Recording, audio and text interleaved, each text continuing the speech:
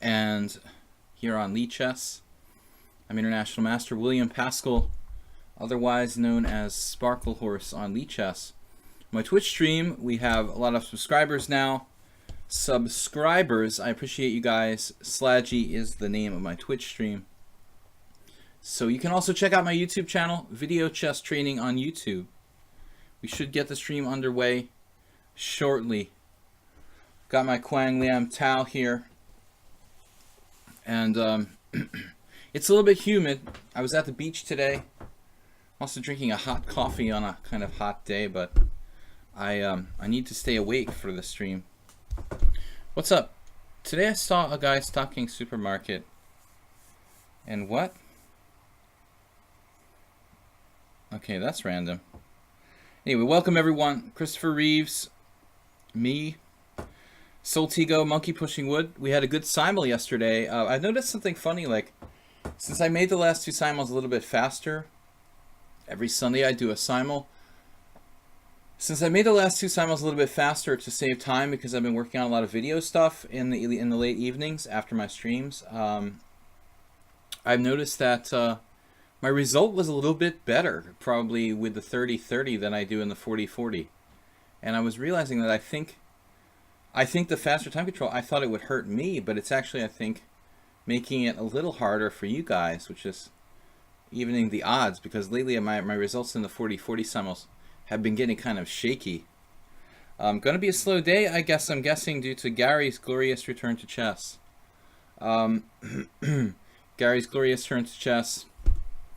Yeah, we'll see how long it lasts. I'm kind of the, I'm of the kind of like skeptical, I'll believe it when I see it. It's probably just one thing and just for a lot of money. So I'm not going to get my hopes up that like Kasparov is like really coming back to chess. It's kind of like Santa Claus is going to come again or something like that. I'll believe it when I see it. And the other thing is that, like, the guy doesn't play serious tournament for like 20 years, or I don't know how long it's been. And I mean, what kind of result is he going to expect in the first tournament back? He probably need to play like a lot of tournaments to get back into the kind of form he could really attain. So I guess I'm looking at it kind of pessimistically. It's a little bit like when Fischer came back and played Spassky, this return match in 92. It was cool to see Fischer play, but I don't think that the match quality was that high. Anyway, welcome back everybody. Brundle Phil 30-30 it's a good time control for everyone, I think. Divyavatra played a really nice game against me yesterday. He won in a simul. Yellow Dragoon, what's up guys? I'd like to thank all you guys for subscribing. We're going to get started with some challenges here. We're going to be playing Blitz and Classical Chess Monday, Wednesdays, and Fridays for the next 2 weeks. Then I go back to Budapest. We're going to set up a new time schedule. Not really sure what it's going to be. I like to do streams in the morning European time, but I think I should also do some evening streams to balance it out, so the evening streams in Europe could be seen during the daytime here in the US. So maybe we'll have to set something up when I'm going forward in September where I'm doing some streams in the morning and some streams in the evening, maybe like 2 or 3 a week of each. So anyway, okay, it's cool to see Kasparov come back, but again, I don't know if you guys know anything about baseball, but there was this like famous baseball pitcher. He was like legendary. His name was Steve Carlton.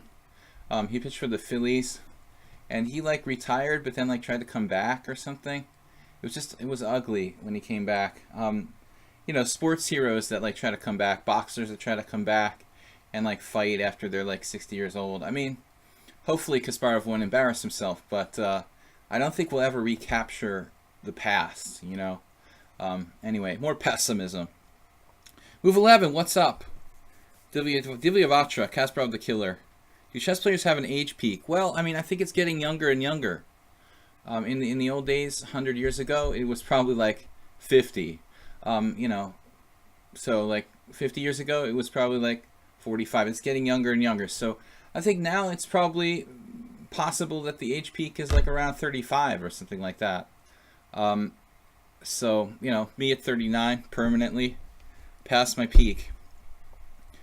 You're pulling for Kasparov. Yeah, it's cool. I always like Kasparov. I'm not like a huge personal fan, but he's not really my style. All right, guys. Rybka 6, Soltigo, Nefedov. Subscribers will have the first shot here. So Nefedov, Divlyavatra. Am I getting that right? After pronouncing it for like 100 times. Rybka 6 and Soltigo. You guys are faithful non-subscribers. We should have a special category for you guys. Nefedov. Nefedov is up. What's up? Connection today is not great. All right.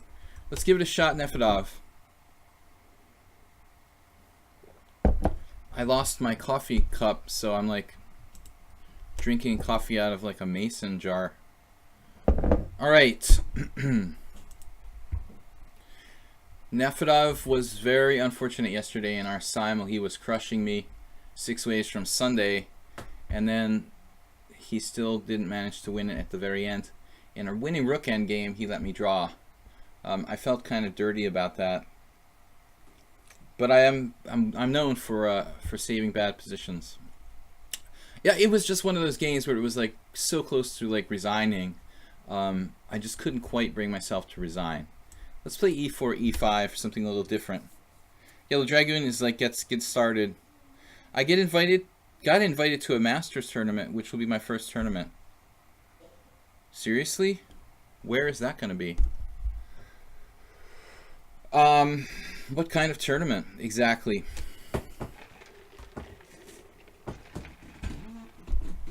All right. I don't know the black side of the Lopez as well as the Petrov, but I want to try to play, you know, something not drawish. And the Petrov really has a tendency to be very drawish. Wow, e5 by me. Is this a dream? Yeah, I will occasionally whip out the e5. I did a thing called the weird opening stream for the last, the best part of the last year. I was doing an unusual opening stream for fun. I play like gambits and weird openings. I discontinued it during the summer because I'm only doing like 3 streams a week.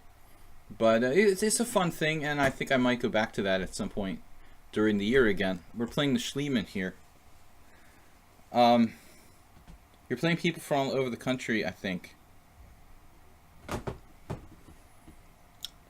Wow. Okay, so Yellow Dragoon got invited to the World Junior in Italy, under 20. That's awesome, man. I never really quite peaked early enough to get invited to like World Juniors or US Junior. That's an awesome opportunity. Okay, now I'm trying to remember if it's better to take or play. I think take and play knight f6 was what I decided I liked the best here. I don't really play this opening. I played it like 1 or 2 games. And then queen takes, I remember now. My Seitlin book. Mark Seitlin was a Soviet grandmaster. Man, the Nefedov knows this theory cold. He knows the theory cold. Seitlin was or is a Russian grandmaster. I don't even know if he's still alive, but he plays like the Budapest Gambit and the Schliemann. Not a lot of grandmasters, you know, who actually play these kind of openings. Now d6 would be a blunder. I think that someone played that against me. d6, d4 is just good for white. So I have to play bishop e7, sacrifice a pawn, I guess.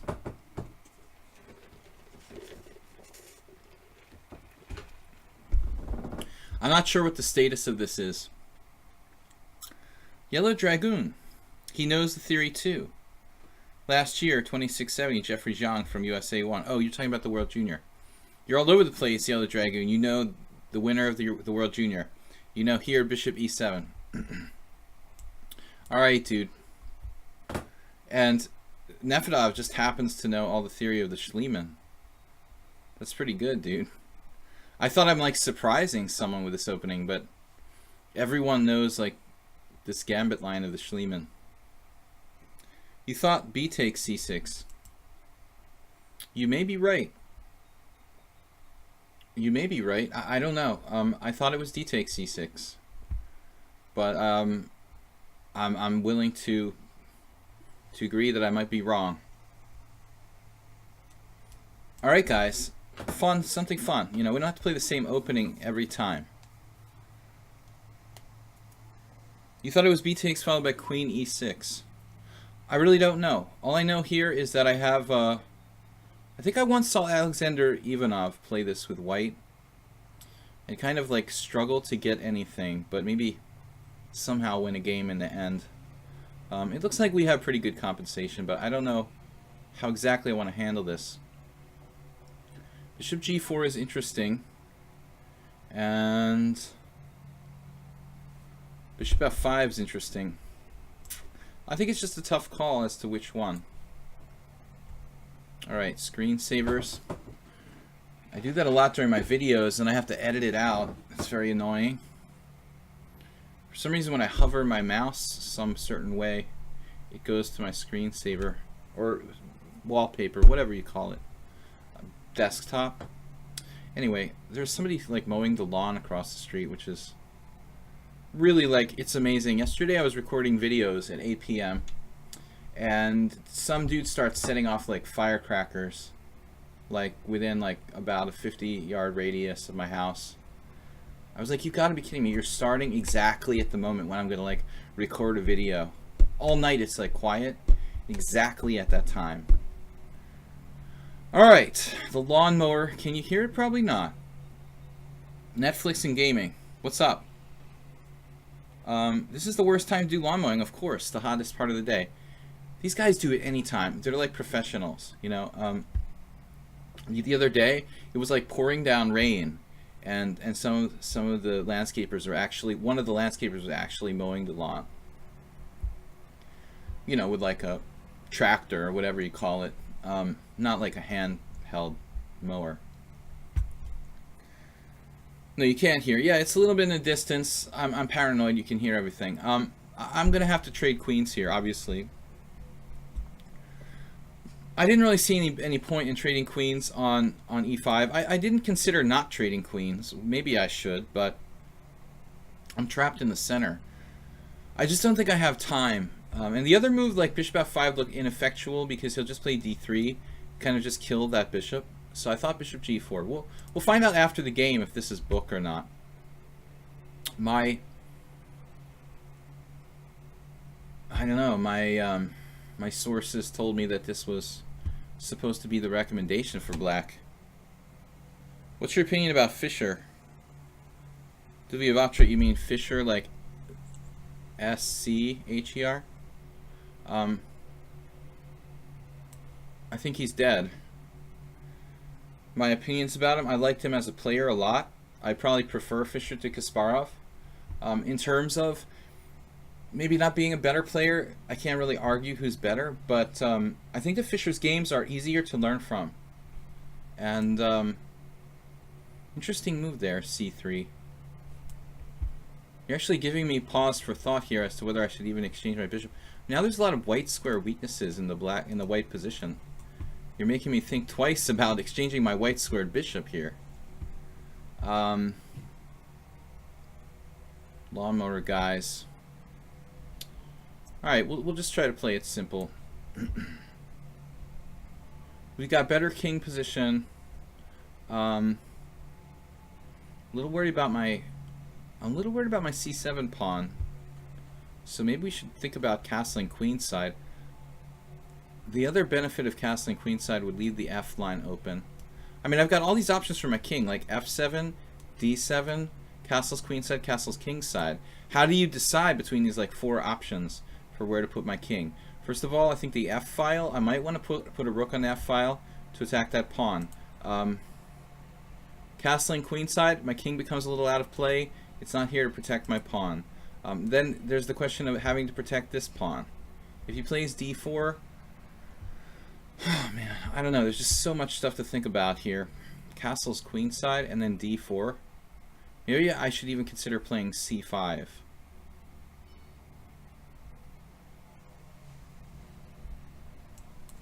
This is a double-edged move. It's like putting my pawn on the wrong color, theoretically, but it inhibits d4, which I think might be beneficial. Not castling makes me nervous. Brundle Philly, it's an endgame, man. The king is a fighting piece. So now we're castling.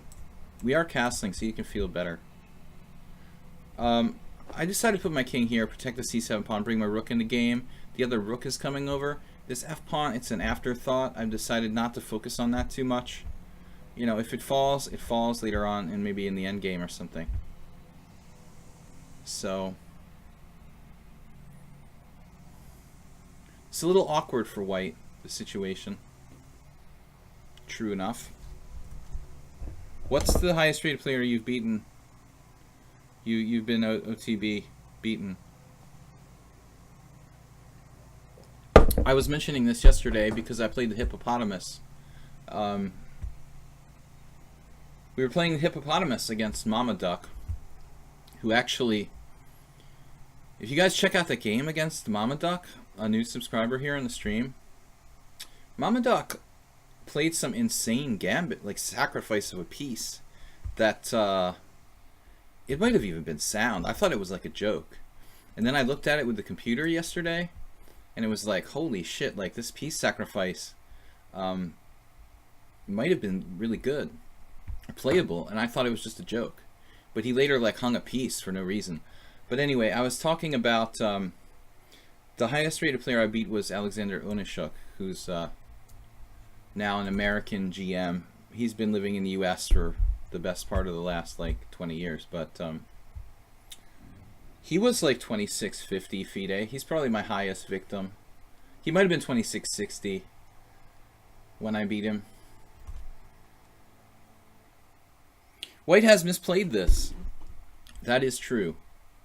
White has misplayed this. Now white stands worse. White has seriously misplayed this. But we still need to think. So we've got better structure, got our pawn back, and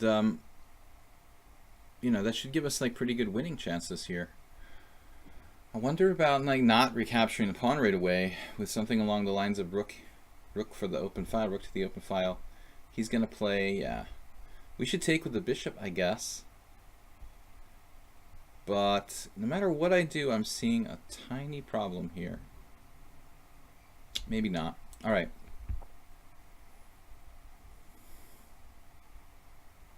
I think I know what to do. Take with the bishop. We threaten the f pawn. Take this guy. Fix his pawns.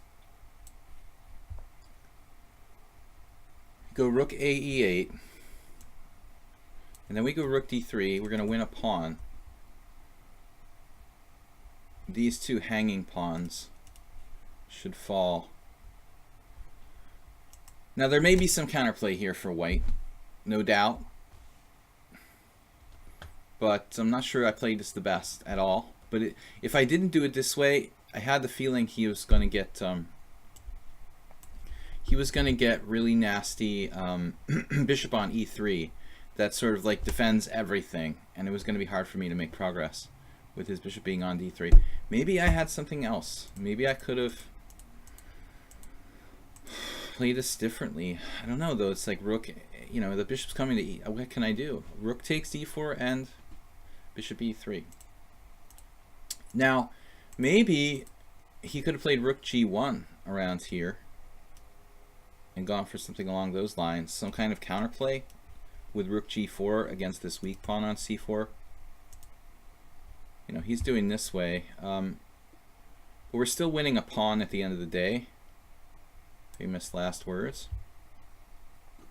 We're ending up like with a better structure up a pawn in this rook ending, which should give us very good winning chances. Basically like two healthy pawn islands and a pawn up against three Isolani. And we'll probably have the better king because his king is cut off. If white pushes the central pawn, then rook attacks, then push the other pawn. And if he did a good job yesterday, he can't win them all. Yeah, I mean, okay, he actually was like one move away from winning. You know, the way he played it was good enough. he just you know, failed to make like 2 forced winning moves in the rook ending. I played, I guess, the best I could play. Once I made the hideous blunder knight f6, it was... Actually, Nefedov played the opening really well in that game. Very aggressively. I had a really strange oversight. When I played knight f6 in the Caro-Kann yesterday, I thought it was protected by another piece somehow, magically. And he just like took it and destroyed my whole structure. Alright, so now, this move doesn't seem to help. Because, you know, maybe like here you're coming down on the 7th, but here you're not, and so I'm just playing this, and now he's lost, because any exchange, this is just a cakewalk. You know, he's got pawn down, and my king is good. We just walk up to the c-pawn, threaten the c-pawn, pin him down to that, and then advance our queenside. So it's basically over.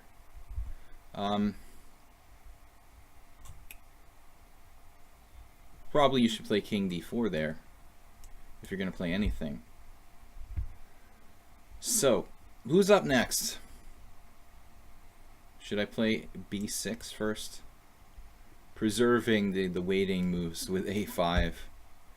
And the queen side rules. This is the queen side, right? The king's over here. This is like chess 960. I never know what the queen side is. There may come a day when queen side and king side don't really matter. Or it will be like... Never mind. I'm going to say it's like politically incorrect to say king side and queen side. Alright. Anyway. Nefedov, good fight, man. Opening, something went wrong. We'll take a very brief look at this before we go on to the next game. I want to make sure the theory is correct. We can change the colors to green and blue. Alright. Technically, I should probably play like h4 first there. Alright, let me see this opening, guys. What happened here? So, this is the best move, I believe, knight c3. I play this myself. Now, apparently, knight f6, though not played as much, is interesting. But anyway, I mean, I'm following what I believe to be the best line. And d5 is the main line here. For those of you that don't know. It's not actually according to statistics, but I think this is a newer development. You know, I think maybe knight f6 is has surpassed d5. Traditionally, d5 is the main line. Anyway, knight f6, and now what did he play? You can play queen e2 here as well. Knight takes f6. I've played this position for white, and I guess g takes f6 is even playable. Doesn't look great. Yeah, so I got it right. White is an excellent score in this position. Basically, black is kind of like playing for a draw here. Bishop takes. Yeah, so to answer Yellow Dragoon, it looks like both d takes c and b takes c are played. Somebody took with the queen here, which is creative. They actually won. But it looks like d takes c is the more common move. The engine actually seems to prefer b takes. So maybe Yellow Dragoon was analyzing this with the computer, because he's actually talking about the exact line the computer is recommending, b takes c, followed by queen e6. Of course, I had no idea like what would happen if b takes c, queen takes e5. So Yellow Dragoon, statistically, it actually looks pretty close. White does a little better against d takes c. Maybe I'm just old school, so I played the old school move. D takes c. And now knight takes e5 is probably the right move. He played queen takes e5. That loses his opening advantage. Bishop g4 was good. Castles is also okay, but okay, so this is a mistake. White should play knight takes e5, when I guess it's not so easy for me to equalize, but the two bishops should give us decent chances. Lots of good players, Andreikin, Rajabov, Aronian, have played black here. Okay guys, next challenge is our next subscriber, Dilyavatra, who just owned me. He just owned me in the simul yesterday. Sam Collins made a DVD. Sam Collins Sam Collins played in Budapest when I was there. He beat me with a Trompowsky. Right before I like settled on a good system against the Trompowsky, I played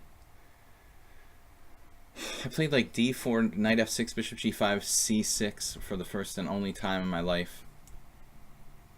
And you're hoping like white goes e3 and drops a bishop to queen a5 check. All right. Did Sam Collins ever get the GM? I don't think he ever got the GM, did he? Dilyavatra.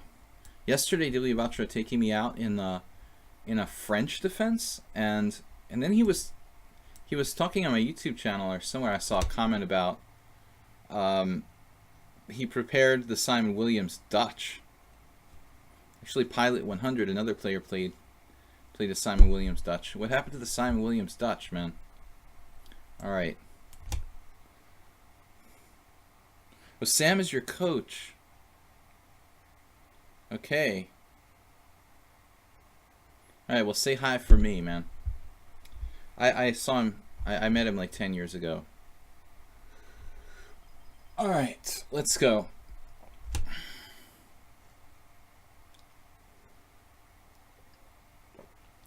I'm thinking like we must have played 2 tournaments together. There was another game that was a draw. Yeah, I remember now. It was probably more than 10 years ago. It was probably like 12 years ago. God, the time goes by so fast.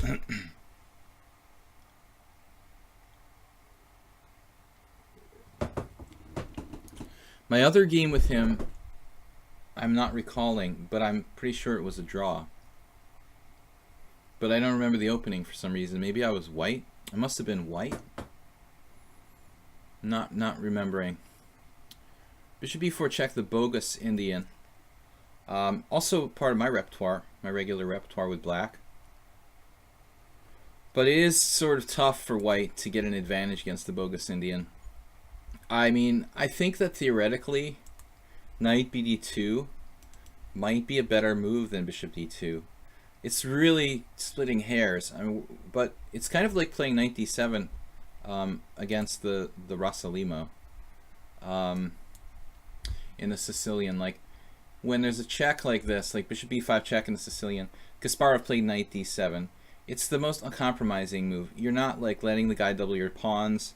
You're not agreeing to a trade of bishops. You're hoping to like win the bishop pair. But white's development, is like a little bit bottled up when you do something like knight bd2. It's not a really aggressive move. Against Erdos Victor, I played with black like this variation: knight d2, castles, a3, bishop e7, which is something that I saw and analyzed a little bit, but it's very, very dangerous. Probably we should not do that against 2650 grandmasters. Black to move. Saw Gary play Grunfeld today versus Naka and gain an advantage. Okay, I mean, these guys are, even the Nakamuras are going to be a little intimidated by playing Kasparov. He is legendary on a level that is really uncomparable to anyone.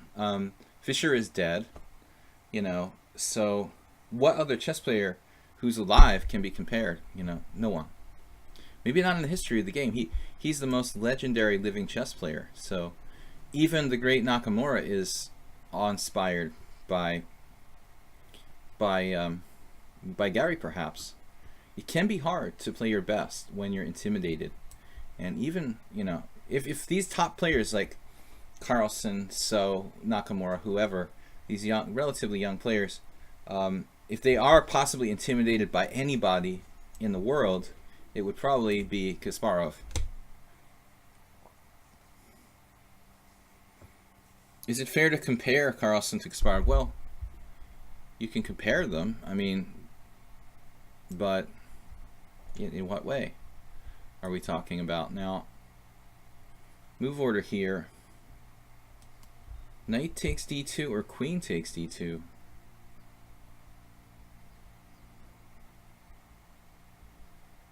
There's something weird about this move order. What happened here? I played bishop g2. Oh, I messed up.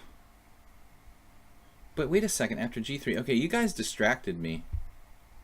You guys distracted me, and I was supposed to play knight to c3. That's what I usually play. And I got distracted talking about Kasparov, so we've actually gone back into the my old repertoire, which I don't play anymore.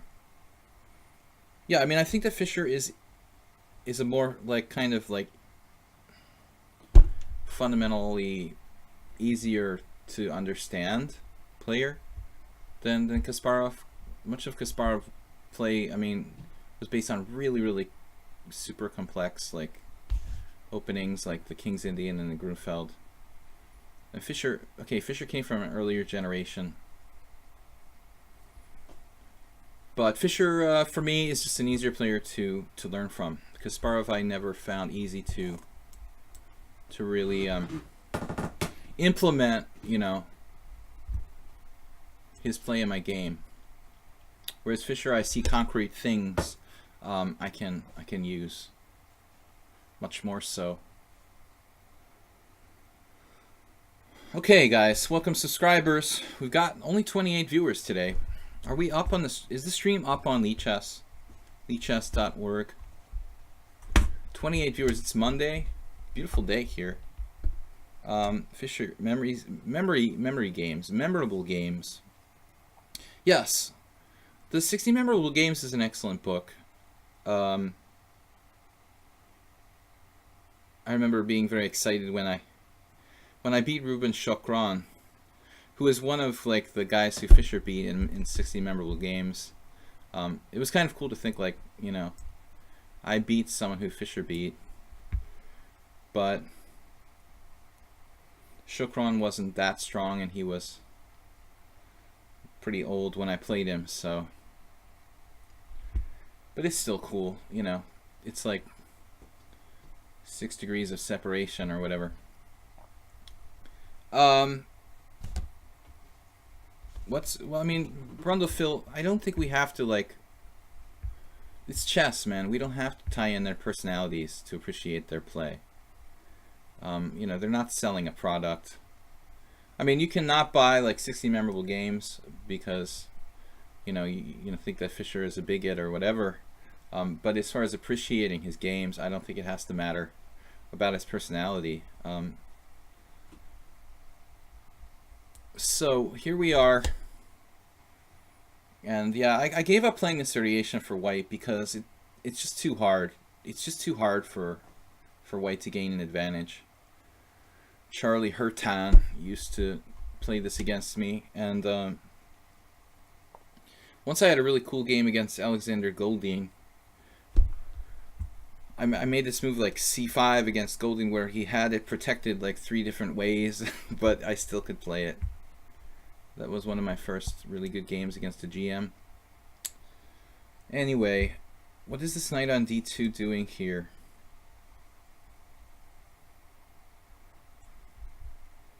It's been so long since I played this line for White, I really don't know what I'm doing anymore. It feels like there's something wrong about this position though, like a knight's on the wrong square.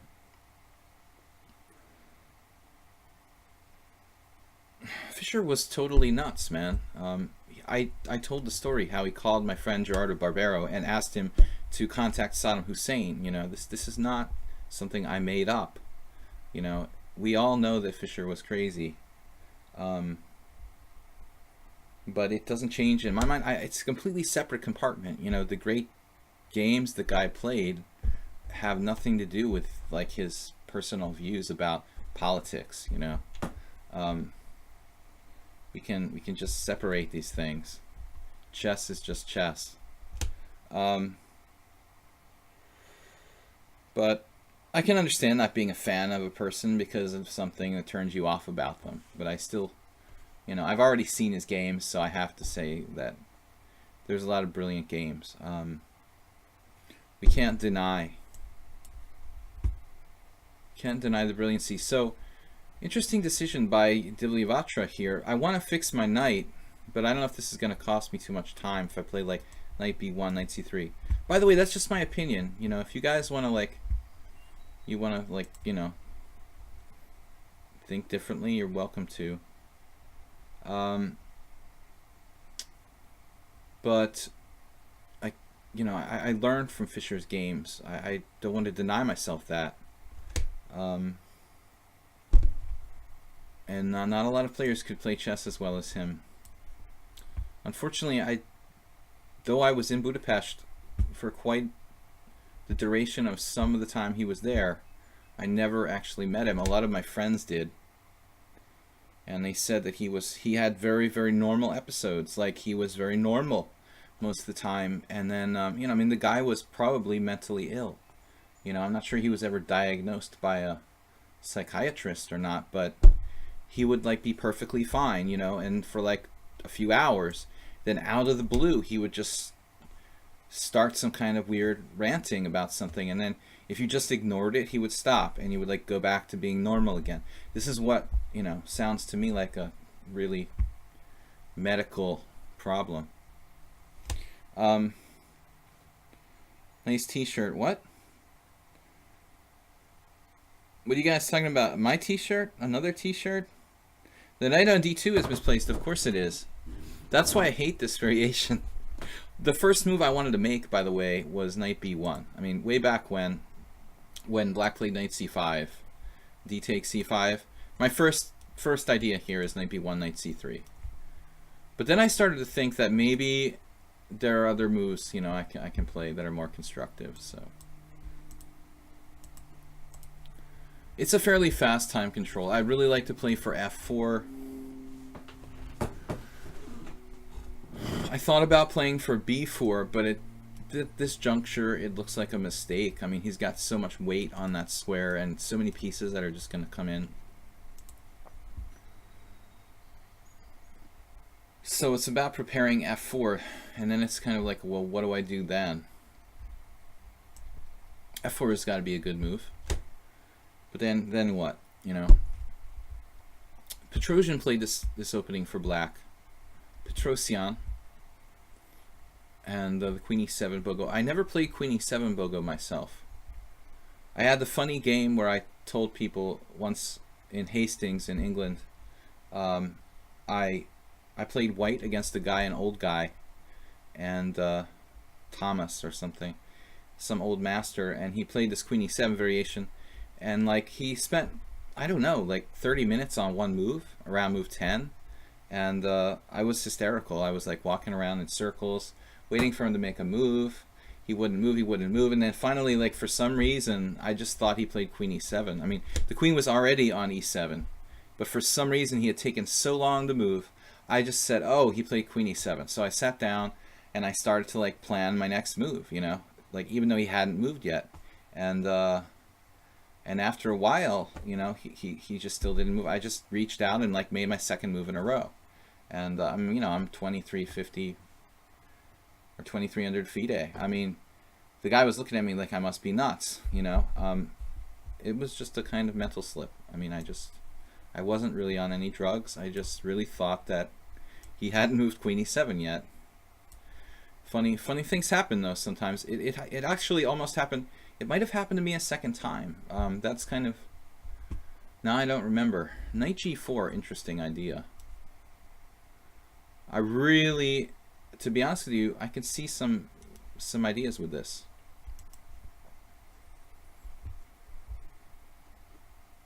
Not the classical method here. I mean, I think the classical method for defending this position with black would be something like maybe rook d8 and knight e8 and knight d6. But I really like what Vivatra did here. Actually, there was this guy from Canada, Christian Stevens or something. He was pretty strong at 2300. He drew me with black in one of these with this kind of defense. I just couldn't make any headway. I think it was actually a two knights tango that became a Bogo Indian. But this knight on f7 is a great defender. Pawn sacrifices I'm thinking about, but it's a little over the top. f5, f6, of course. So it's just like, I don't know how to make progress here. Knight f3.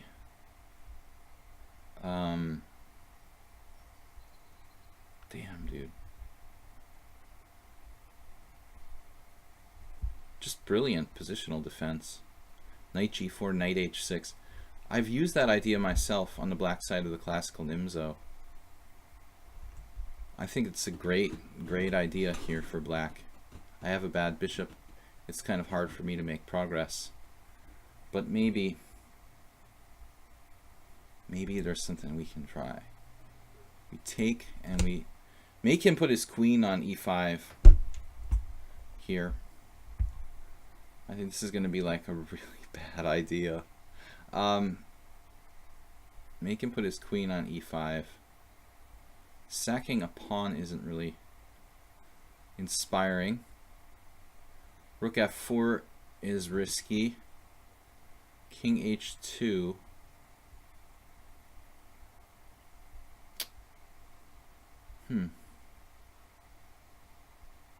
G4.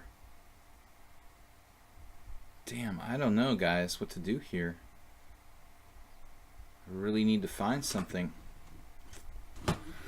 Alright, G4, Queen C3 comes to mind.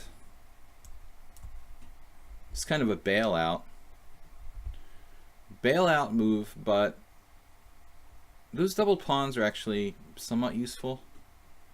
Relatively hard to attack. Man, playing like a positional genius here.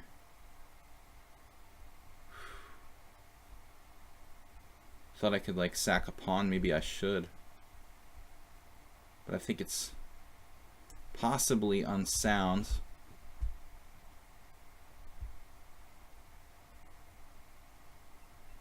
Sacking a pawn just to kind of frustrate his plans. I don't know if this is good, but we're going to go for it. Pawn on c5.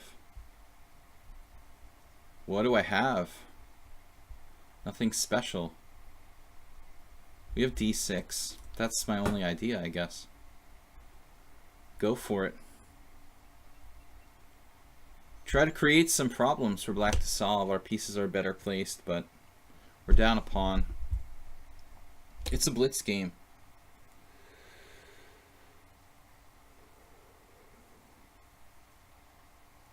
The instant recall of games for 20 years ago is just incredible. Well, you know, yeah, like, I don't know, the game I played against the guy where I moved twice in a row, that's not something I'm going to forget. Knight f5 now. I think I'm going to have to take on c5. Take my chances with this methodology. Hopefully we get something going.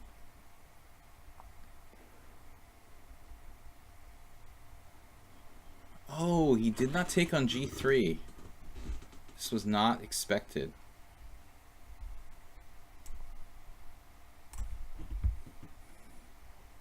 It's getting really sharp now. Super sharp.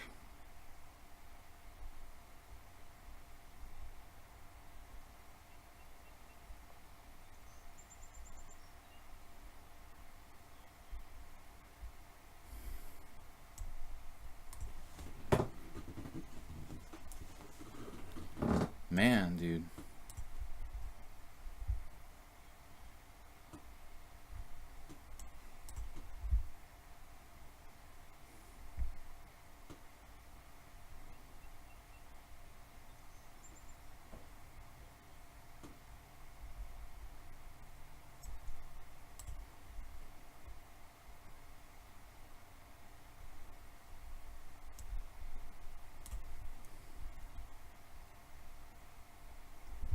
Looks like he's going to beat me again. Beat me in the simul yesterday.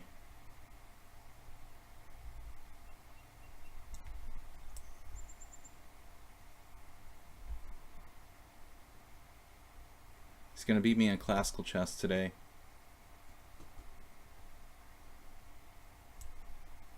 This guy is pretty strong. What I can do about it. Maybe we could save this ending. It doesn't look great. but there's some hope.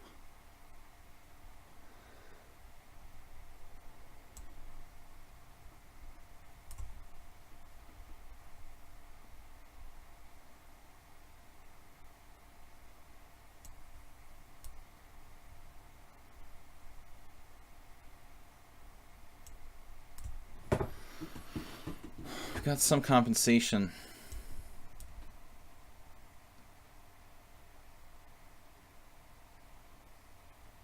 Wow.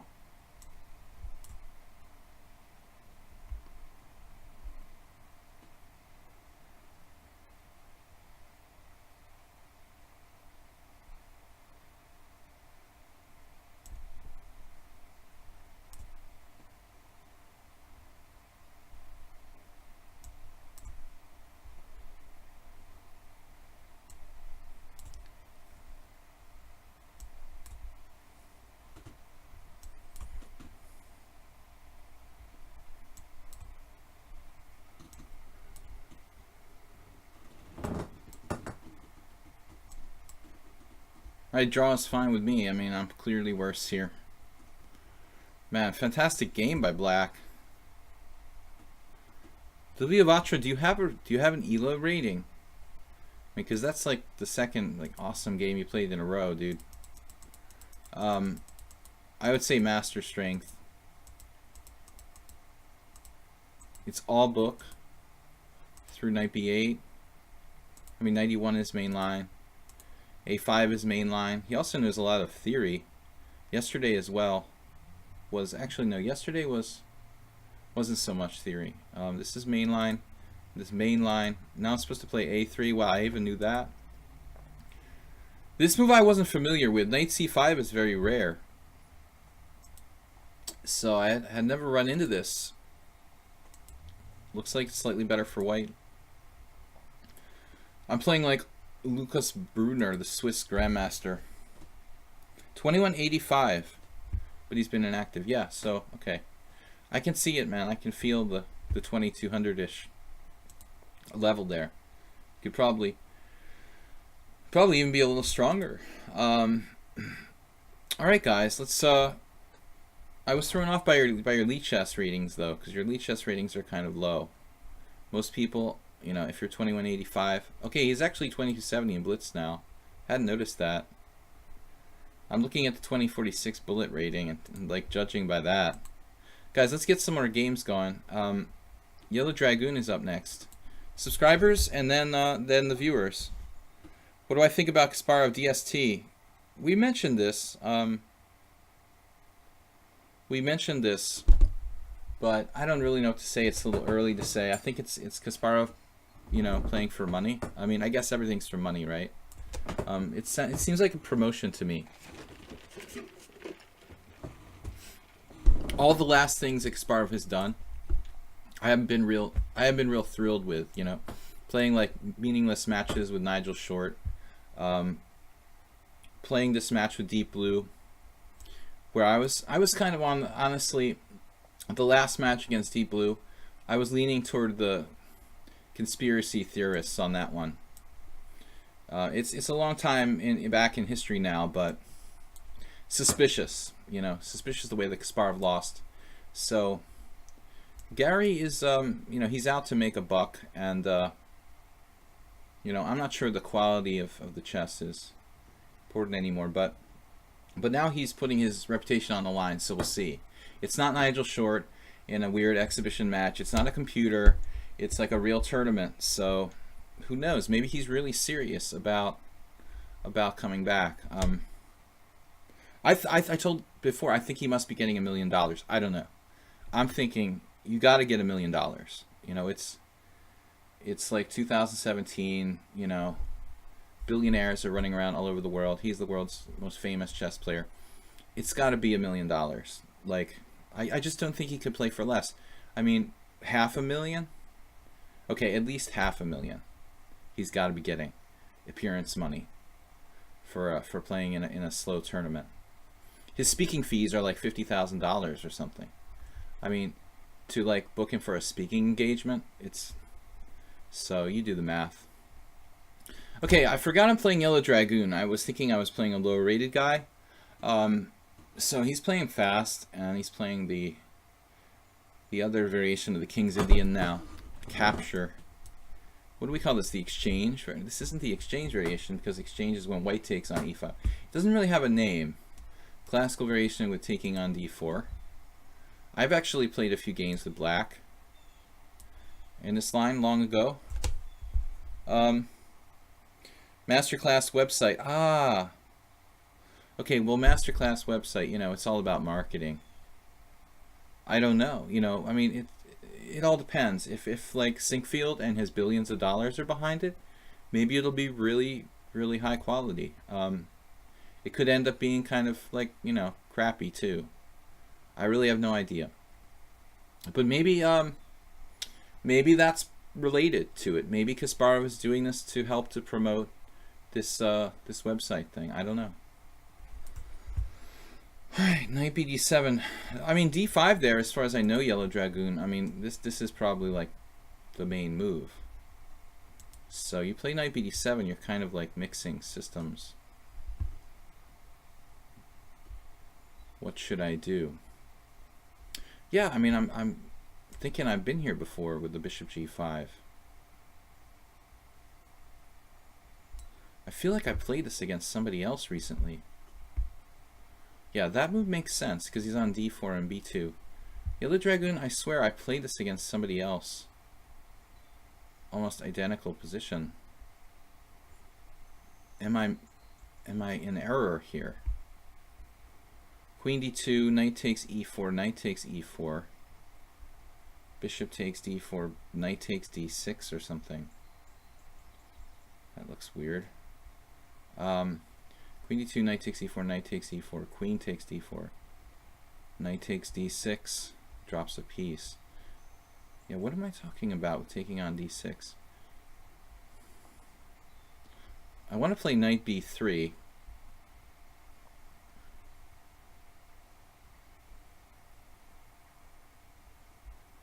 He's obviously got a big time advantage now. I could also play bishop e3. Could we trap his queen on b2? Not really. I don't think it's trappable. Yellow Dragoon is like, he's talking variations. Knight b3 or knight a4 are main moves. I'm not really into putting my knight on a4, but it may be one of those exceptional moves that thinking about queen d2, knight takes e4, knight takes e4,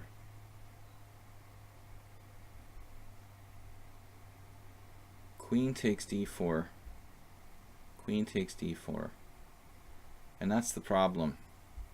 I can't take on d6 without dropping my e2 bishop. So that's why we're going to have to do one of these main moves. But I see issues. I don't see, I speak to issues. I'm not in love with either of those moves, to be perfectly honest. What if I did something like rook b1? I mean, rook b1, knight takes e4, knight takes e4. Bishop takes, knight takes. Or rook b1, knight takes e4. Knight takes e4, queen takes d4, knight takes d6. It looks playable.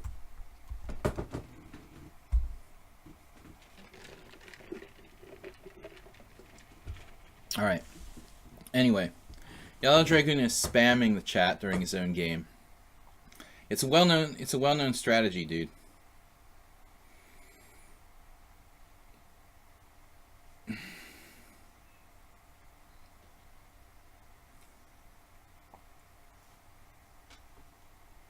Rook d1 bad, very bad. Speaking like someone else who's in the media, how bad is it? Like knight takes e4, knight takes e4, bishop takes d4, knight takes d6.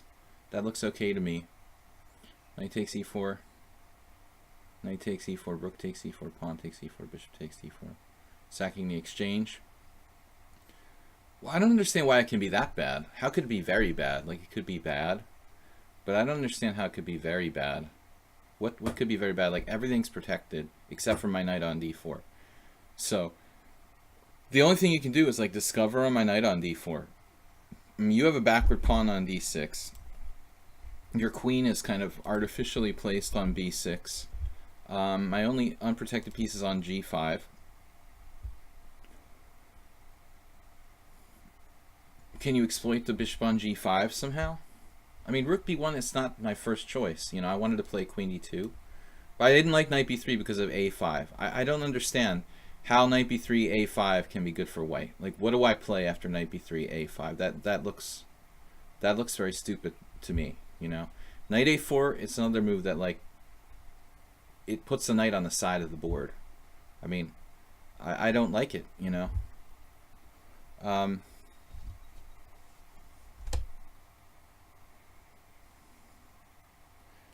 He will see you subscribed. I see.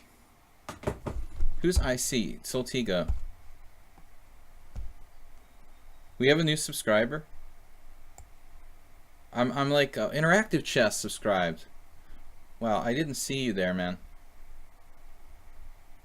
Interactive Chess subscribed with a Twitch Prime. Thank you, man.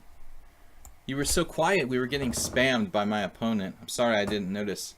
We're also like, we've been going without our moderator for 2 streams now, so I'm a little bit unsure. Oh, you're Lavalantula. Awesome. I love that name. Lavalantula. It's a tarantula in a lava situation. It sounds like something from like Minecraft. It's like a Minecraft spider.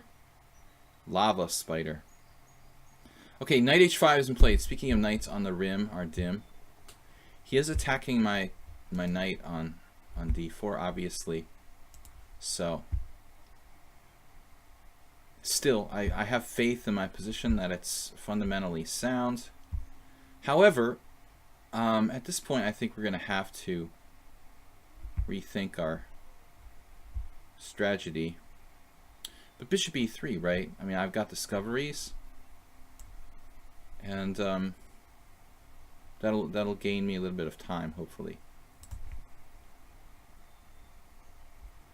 I guess, you know, we'll ask questions of the whole bishop g5 business, you know, in the first place, kind of thing.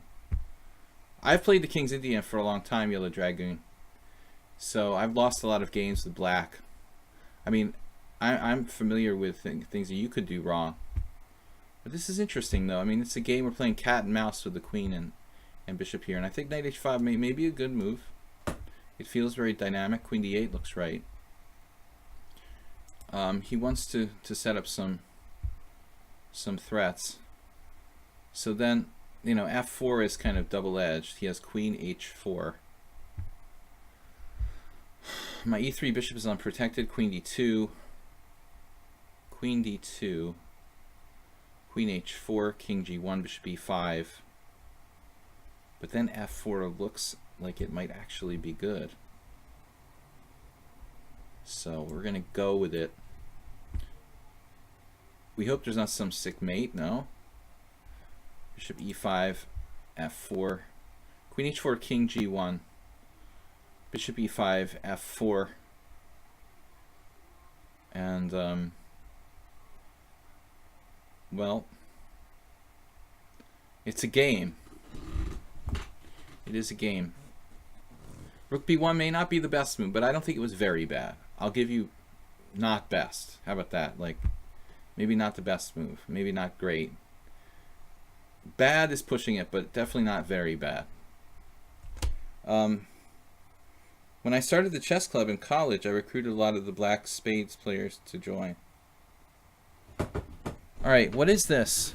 Penguin is a kid who had very good PC and internet connection. He's killing Bullet because of that. Well, yeah, I don't know. I mean, he's probably got a great, you know, gaming PC with super fast internet, but he's really, really talented in bullet chess.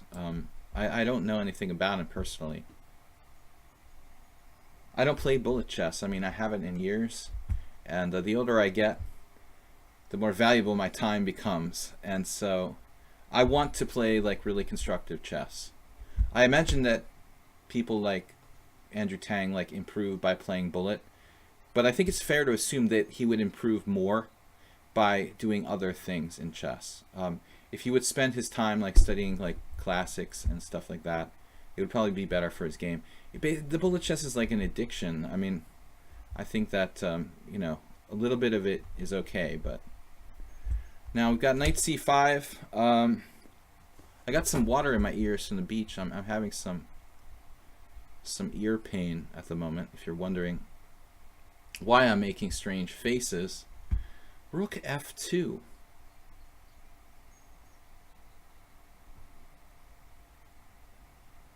Vladimir Yapyshin coming to my mind for some reason. Yes. Yapyshin is a former Karpov second. He's known for smoking 2 cigarettes at the same time.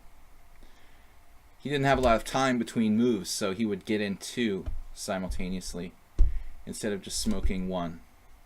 Rather than having 2 cigarette breaks, you know, he sacrificed less time just smoking 2 cigarettes at once. Not really a normal thing to do, in my opinion, even in my smoking days. The king, let's not make any spoilers, okay, dude? The king almost cost me this. He almost cost me this setup. So, what do we got? Bishop g5, bishop takes d4. Bishop g5, queen takes, bishop takes d4. So he'll get 2 pieces and the exchange. I'll get a queen and a bishop. This is good for me. I was trying to set him up, the king. You almost gave it away. But fortunately, like, the delay was like... the delay was a little too slow. Lori Bros, big ego. Lori Bros, big ego. Tilt your head to the side and jump up around. It mostly came out, but it's like there's some in there that's indetectable. It's just causing some kind of brain aneurysm. Anyway, maybe I'm just tired. Now the queen is trapped. Yellow Dragon was like flailing about a little bit too much, trying to force things. He does get some significant material here, so we're going to need to be accurate to the last. Perhaps I should just play rook to d1 now. That's like a constructive move. Like a constructive move. Developing my last piece into the fray. He gets an exchange. He decides not to take it right away. Okay. I could see that. Could definitely see that.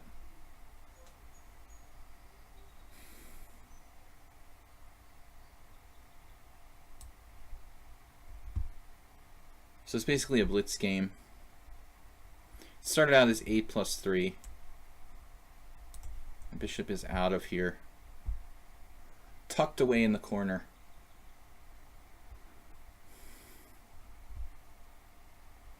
I'd like to trade pieces when I get the chance.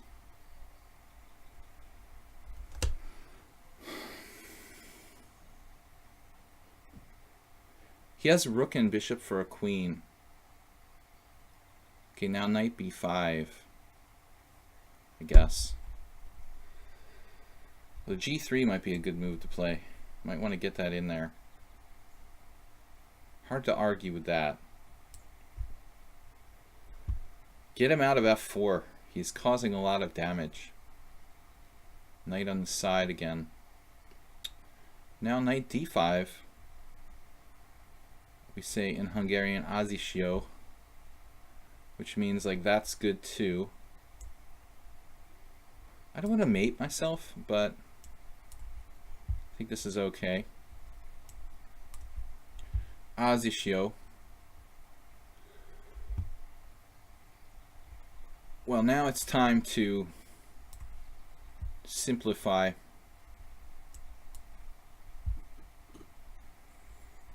D6 pawn is hanging. His knight on h5 is pretty ill. He's in danger of losing his center. So we played this, establishing the monster bishop. Bishop takes.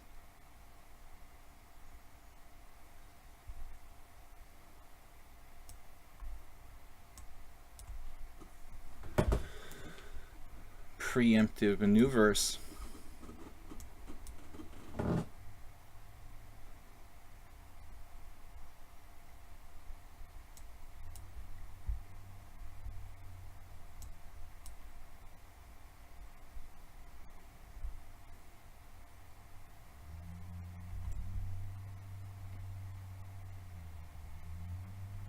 The d5 square looks...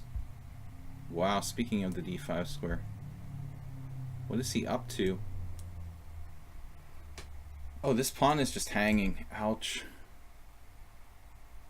Played a little bit too fast there, probably.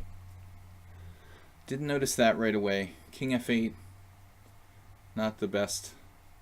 Not the best. Yellow Dragoon. I'm very curious about the opening. Okay, he said rook b1 was very bad. I wouldn't be surprised if it's not the best move, but let's see. What is the normal move here?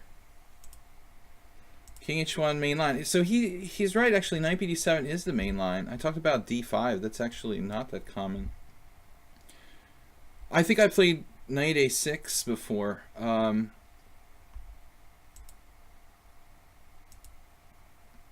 Apparently this is main line, so I just play main line automatically without knowing what I'm doing. Yeah, so knight b3, knight a4.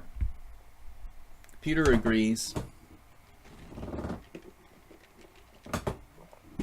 I don't really like either of those moves personally. No one has dared to play rook b1. So apparently it's bad because of knight takes e4, but I didn't see why. Neither did he. So what's the problem here? Queen takes d4. Knight takes d6. Ah, so there's a trick. This is the whole reason. He has queen takes d1, but I didn't fear this because the bishop takes d1. I mean, is this really better for black? I mean, maybe I'm not worse. I mean, I'm not better, but I'm not worse here. I mean, I've got a bishop. It's not the greatest bishop in the world, but okay. So, yeah, he's actually right. It is bad. Maybe very bad because of this move. Only because of this move, though. Rook takes e2. This is a secret move. Knight takes c8. Queen takes d1. Some kind of forced endgame.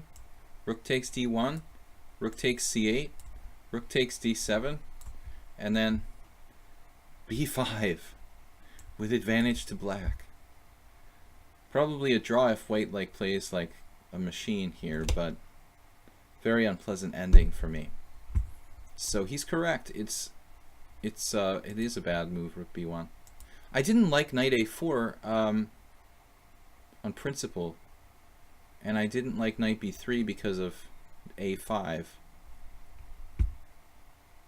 Yeah, a5 is the move. So apparently I could just play queen d2, but then I didn't know where my knight is going. Oh, I play bishop e3, I see. So here, a4, bishop e3, and then my knight comes back to the center. But it feels like he's got a decent sort of accelerated dragon kind of thing going on here. This variation looks pretty much okay for black, I would say. A decent Marazzi going on for black. Black's pretty active. So I'm not overly thrilled with like any of this. The knight a4, that immediately allows black to equalize. Nope. Queen a5. This may actually be better. Then I have to play some awkward move, etc. Okay, guys, thanks for the lesson, Yellow Dragoon. I agree. Rook b1 is not good. It's not good. I did not see rook takes e2, but it looks like even if you didn't have that, you would equalize anyway. So, needless to say, rook b1 loses my opening advantage. Ribka 6, Soltigo, Monkey Pushing Wood. We got 52 viewers, guys. Please subscribe to the channel. We got a new Twitch Prime subscriber. SM Nieves. Wait, SM Nieves is new? Dude, did you just subscribe? Yes. He subscribed. 2 Twitch Prime subscribers. Yes, we got SM Nieves and Interactive Chess. You guys rock. Thank you for subscribing. If you challenge me on lichess, you get to play pretty much immediately. Who is out? SM Nieves, tell me if you want to play, because we will definitely give you a game. Justice of Dictator is up next. He's a subscriber. He'll definitely play this next time. I'll play like in English. Yeah, I mix up a lot of different stuff. I play a lot of different openings. I don't like to be too predictable. But I played 2 classical King's Indians against you, Yellow Dragoon. And usually I'm playing like Bishop G5 and other like really, you know, pansy stuff. So I've gone to the straightforward 2 classical King's Indians. Usually I don't take the gloves off. Just as a Dictator. Okay, we need to play like a little bit of E4. I promise like the next game I'll play E4. I think deep in my heart I'm more of a queen pawn player. I've played more D4 games than anything else in my life, probably. Second, like knight F3, then C4 and E4. The Slav defense is particularly difficult for white to get an advantage against. Someone was asking me, like, last week, about, like, is the Botvinnik variation of the semi-Slav good for black? And I think, you know, the thing is, like, I always played Bishop G5. I don't think the problem is the Botvinnik variation. I think the problem is H6. This is the move that actually causes me more problems. And I think that's the reason why people are playing, like, most top players are all playing E3. It's pretty much all you see anymore, and it seems like a really kind of passive way for a Topalov or some really aggressive player to play. Justice of Dictator goes into an inferior Queen's Gambit by playing Bishop E7 here. This is not really recommended. Guys, thank you for subscribing. We've got like 25 subscribers now. The queen wasn't trapped till the rook went to F2, right? That's how I was talking about Yupishyn. Yupishyn was this like Karpovian. He's still around somewhere, but okay, D takes C4. He's a good player. He's a really good queen pawn player, Yupishyn. But he may be crazy by now. That's what I heard last reports. B5, just as a Dictator. Okay, now the question is he prepared to play C5 here? And if the answer to that is yes, then we'll take some kind of measures to discourage him from doing that. I don't think that it's really an issue just yet, but you can never be too sure. You play A4 just to put a little extra pressure on the B pawn, you know, so this isn't, the C5 isn't really happening. Mubat, are you a subscriber? Is Mubat a subscriber? You know better than that, DST. So now we have some interesting possibilities. I was even looking at Queen B1, which is like a really funkadelic way of handling this position. Rather than like the kind of typical Queen E2 or Queen C2, actually play Queen B1 with the idea of freeing the C1 square for this F rook to come across. Well, let's be creative. You only live once. Yeah, but maybe it's not good to be too creative. You could just play simply here. Even bishop takes F6 is probably pretty good for white, I would imagine. But we might want to just, alright, give it a shot. Subtle threats.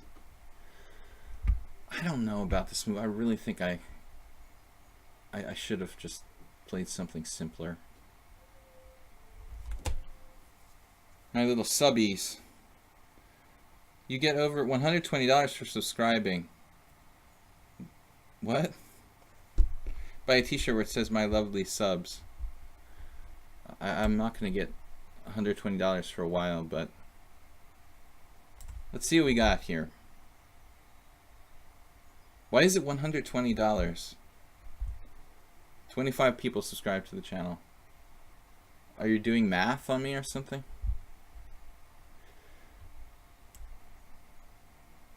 I hate math. People always ask you that when you're a chess master. I bet, you know, that's like the question that people ask you at the party. The random party you go to, you know, where you don't know people or whatever. I bet you know, you're really good at math, aren't you? I was always like, well, not really. Chess is a beautiful game because there's so many different ways to approach it. I think that's actually why it's so loved, you know. It's not just a math game. It's not just a nerd game. It's just, you know, there's just so many different aspects to it to appreciate. Artistic people, mathematical people, creative people, competitive people like it. It's appealing to many different people. Aesthetic people, as I said, art. There's definitely an artistic side to chess. What does it mean to be good at math? Being able to calculate mentally, or just having studied a lot of math in school? Another good question of the philosophical sort. 94 is worth a look here, but I usually like to chop this first. So I've probably had the same exact position before, but I've had my queen on e2. So in this situation, I'm feeling kind of stupid for having my queen on b1, and I'm never going to do it again. Just thought it was fancy. It did absolutely nothing but put my queen on a stupid square that just doesn't contribute. You know, I'm on e2. If I had put my queen on e2 instead of this stupid square, we would basically be in the same situation. My rook would still have mobility. However, I wouldn't have been threatening the h7 pawn.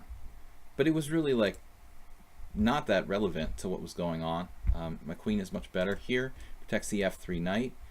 It puts pressure on the a6 pawn.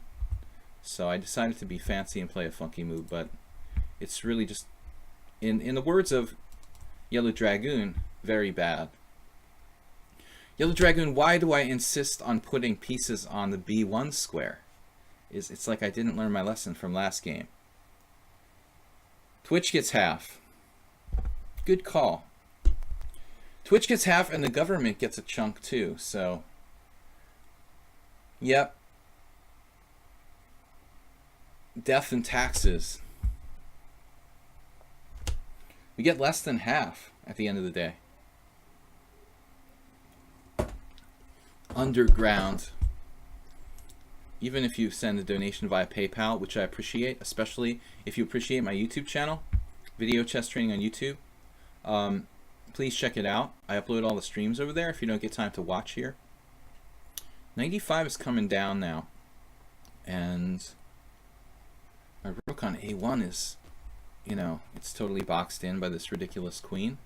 95 though, to bring more pressure down. Is this good? Could we benefit from that? Or is it better like the threat is stronger than the execution, as Mihai Suba might say?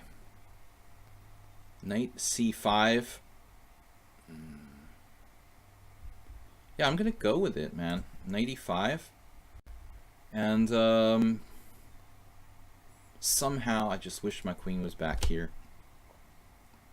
Pillsbury was Harry Nelson Pillsbury was a famous Boston, actually, area chess player. He won Hastings, I think, in the early or late. No, let's see. What year was it? Really late. When was Pillsbury winning Hastings? But anyway, this structure is a favorite of his, and like this whole bind with like d4, f4, bearing down on c5 is named after the Boston chess king Harry Nelson Pillsbury, who sadly died very young, like many other great chess players. he didn't live up to his full potential because of premature death getting in the way. Need only like 22,000 more subs to make a living off Twitch. Right. And I've got, you know, another 22,000 years to live. But I'm not doing this to make a living, guys. We are gonna just do this to learn to do what we can do. I'm not a professional Twitch streamer. I mean, I do it, but it's not my goal in life. I do other stuff too. We also teach private lessons. That's what I'm working primarily. I was also a poker player full-time for like 6 years, but that's dried up due to many reasons, thanks to many international factors. But I do still play poker for fun and money, but not full-time. The last time I played was Prague, December, some European Poker Tour tournaments. But I think I'm not going to have time to be doing that much more. So we're focusing on chess. We're playing occasional tournaments. We're just streaming here on Twitch, doing lessons. If you guys are interested in private lessons, I'm pretty busy, but occasionally, you know, people quit taking lessons. So it's usually a cycle. If you're interested, give me an email, videochesstrainer@gmail.com. Even if I'm not, you know, if I don't have any availability, I probably will in the near future. So feel free to give me a call. Streaming for the love of the game and to get potential lessons from students. Haunting and unique voice. You should look up the video on YouTube. Are you talking about me?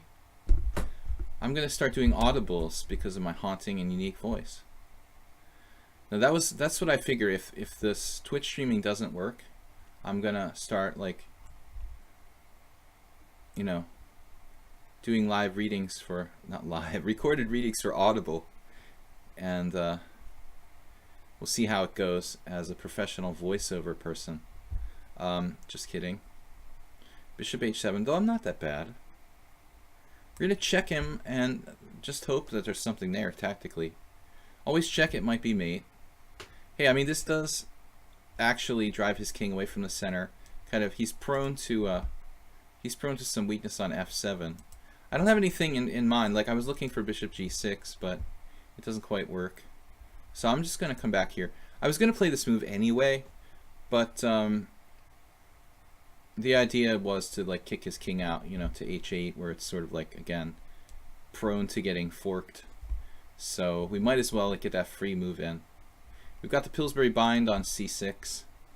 Guys, if you're interested in studying the middle game, I highly recommend the Dutch World Champions book, The Middle Game Parts 1 and 2, by Max Uwe and Kramer. It's an old book, it's out of print, but I guess it was Kramer's work, and Uwe just kind of put his name on it.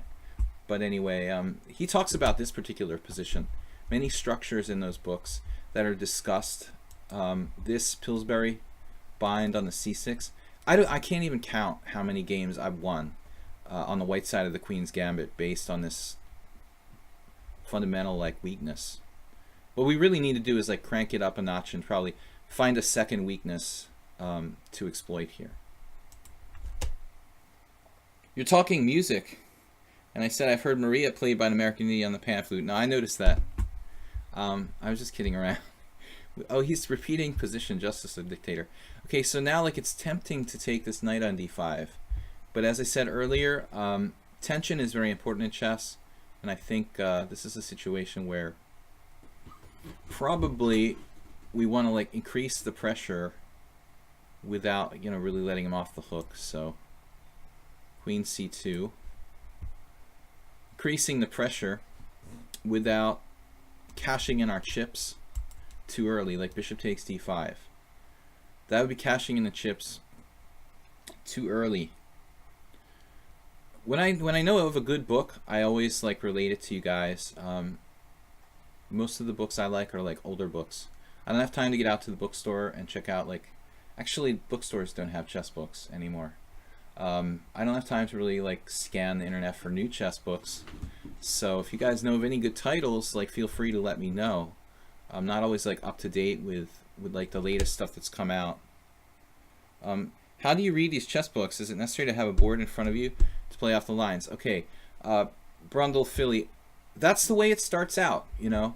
I mean, until a certain point, when you're an amateur player, you know, this is something that it took me quite a long time to get to the point where I could actually like read chess books blindfolded, basically.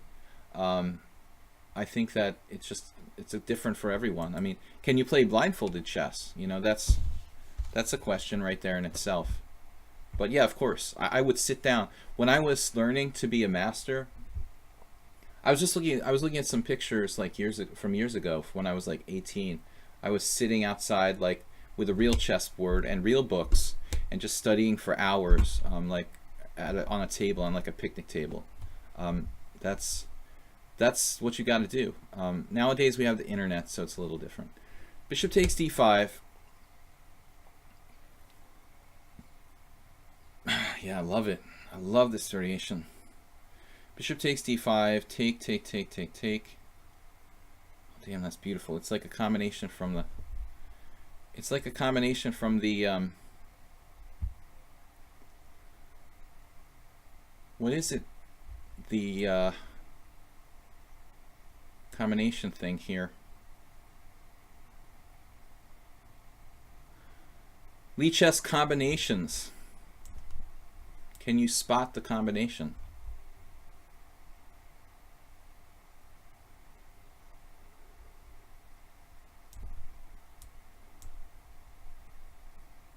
Spot the combination.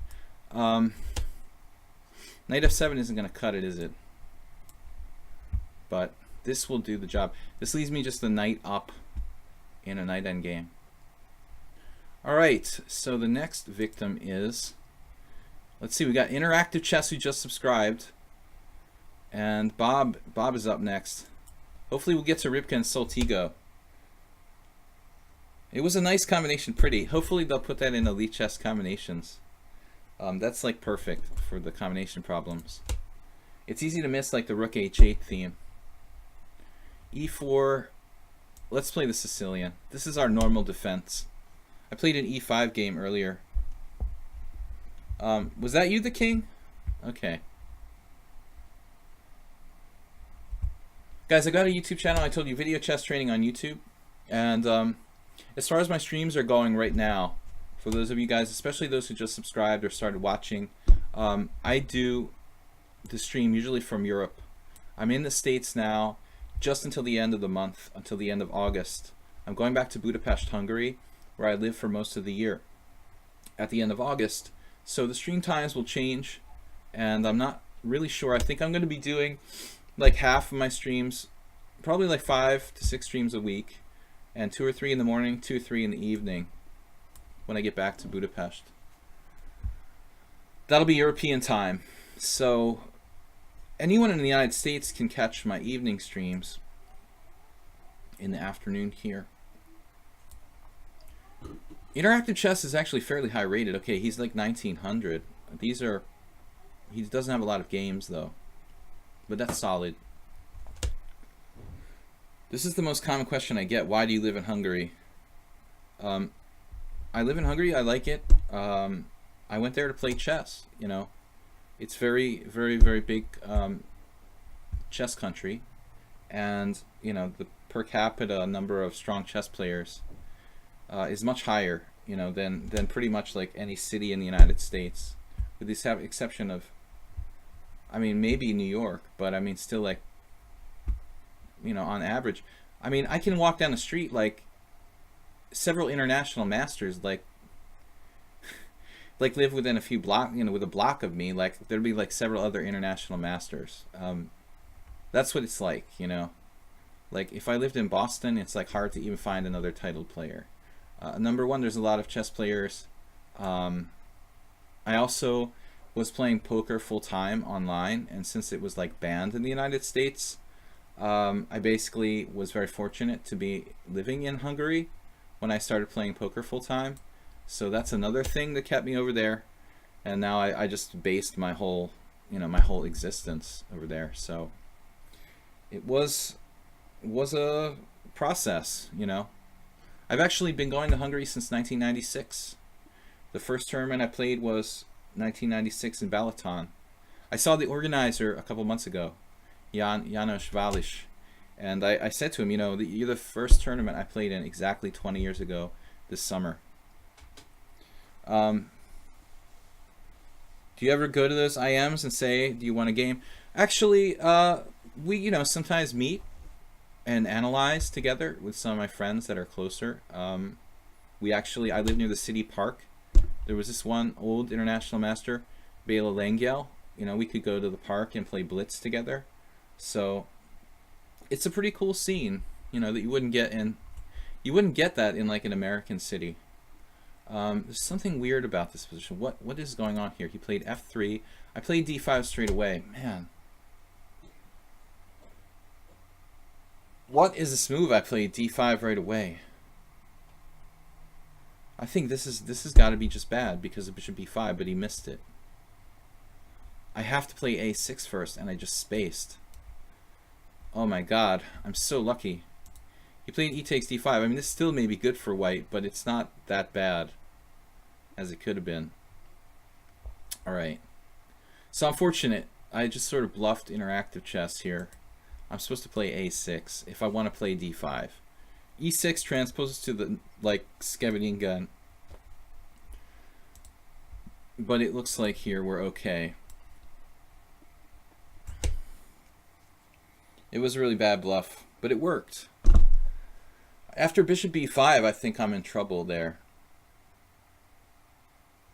Guys, we're streaming usually till 6:30, so another hour. But I'm going to get through the subscribers that want to play, and then I'm going to play Rybka and Soltigo. No matter what. No matter how long it takes, I'm not going to bail on these two guys who are committed non-subscribers. How's the food in Turkey? Turkey, well, you know, Turkish food is like famous. Turkish food is world famous, dude.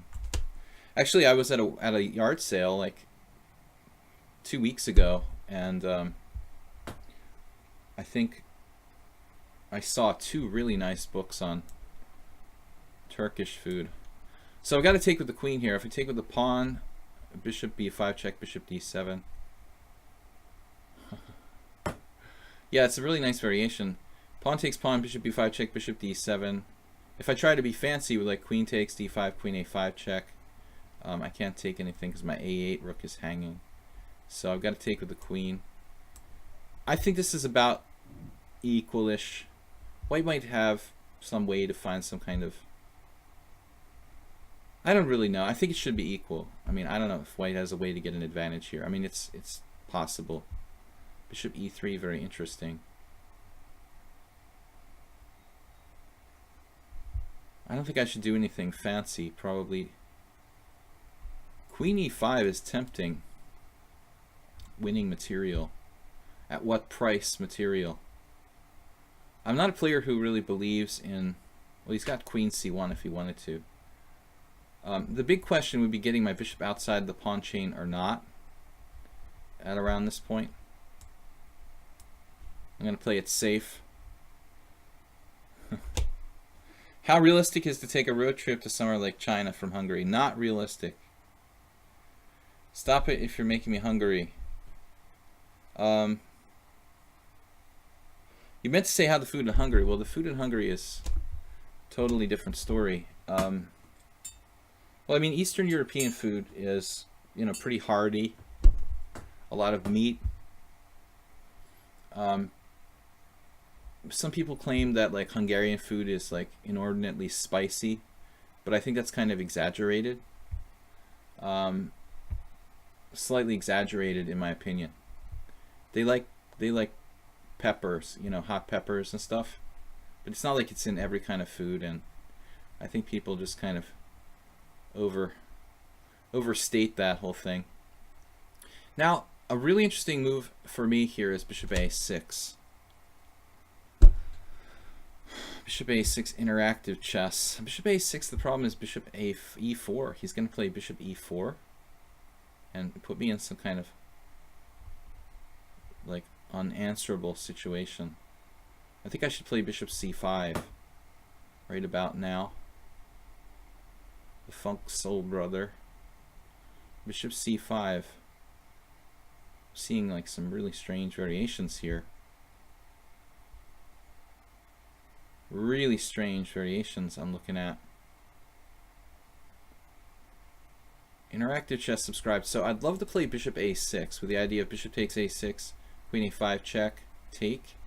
My problem with bishop a6 is that he plays bishop e4. But is that really good for white?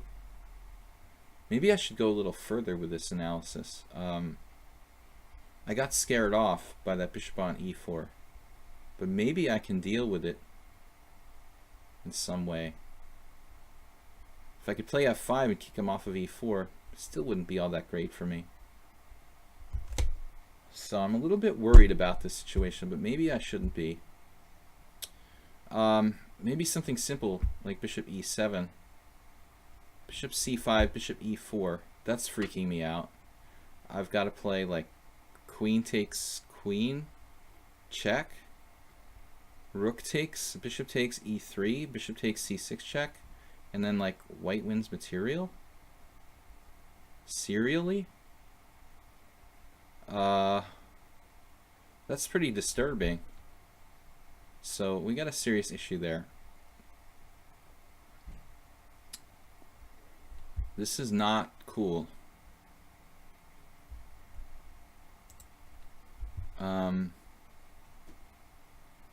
This actually looks really problematic. I could play queen e5 again, bishop e4. I'd hate to have to play something really awful like bishop b7 blocking my own bishop. But it's starting to look like a realistic possibility. Or just a passive move here with bishop e7.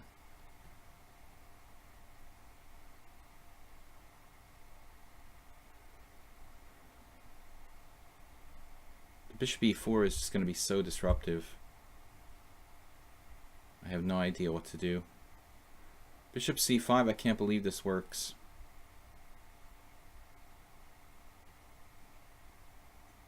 Guys, I'm scared. I don't know what to do.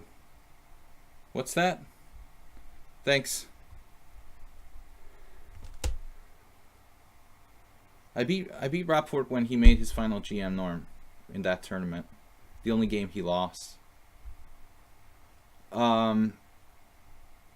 Beautiful game. I just crushed him in like 27 moves.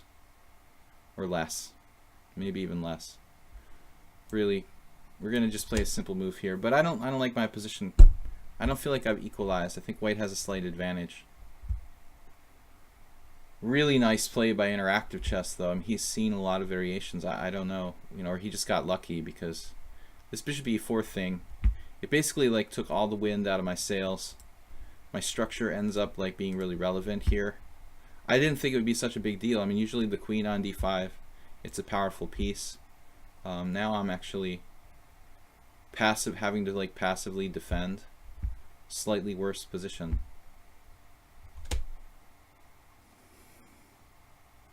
Rapport is like you're in Hungary. He's not the best player. I don't think he's even the highest rated. I mean, at the moment, the last I heard, Almashi was higher rated, but Almashi, Polgar, and not Polgar, Almashi, Leko, and Rapport are all about the exact same rating. I wouldn't want Rapport playing board 1 if I was on the Hungarian Olympic team. Okay, you know, he may be the most exciting player. He's not necessarily stronger than either Almashi or Leko. Leko was like nearly world champion, and he would be my preference for board 1 on the Olympic team. If I could have the Hungarian Olympic team, it would be like Leko board 1, Almashi board 2, Rapport board 3. That would be the way I would do it. But not all these guys always play. Now we might have bishop c5 trading pieces, but it's not all that helpful anymore. So white is just slightly better. Morphy would crush Rapport. Another relevant comparison? I don't think so. Rapport is an amazing player. He could probably like crush me in 5-1. That's what I hear. Like he's extremely strong in blitz, intuitively, like playing time odds with international master strength players, giving them like 5-1, no problem. Even 5 minutes to 30 seconds, I've heard he'll play against pretty strong masters and win. Gary with 3 draws today. Francoma, 3 draws today. What kind of time control are we talking about there? By the way, what time control is Gary playing? Finally, my queen is not good here. Alright, we need overprotect my A pawn. Part of me like wants to trade bishops with bishop c5, but then I keep saying to myself, that's my better bishop. What am I doing? You know, like it's the other bishop that I really wanted to trade. Interactive chess got a great opening. I think now I'm probably okay in this position, getting in c5, and these pawns obviously not great for black, but it happens a lot in the Caro-Kann as well.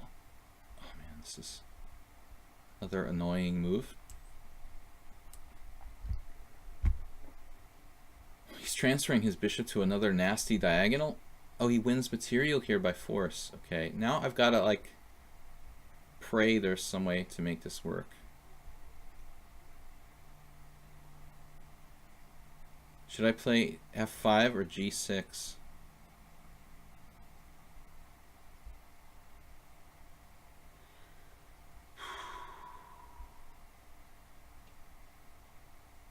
Is that it?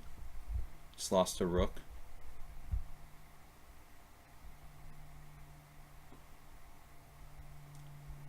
Try to trap his queen. That's all that's left for me.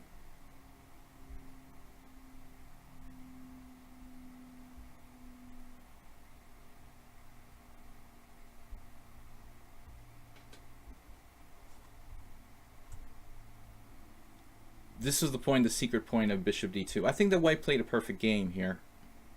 After c5, my a rook is hanging. Bishop d2, hitting my queen. I guess I don't have a defense. There is no defense for black per se here. Or I did have a defense. Queen a4. Maybe this was only move. Queen a4, which is definitely not on my radar. I would have to go like over to h4 on bishop b5. So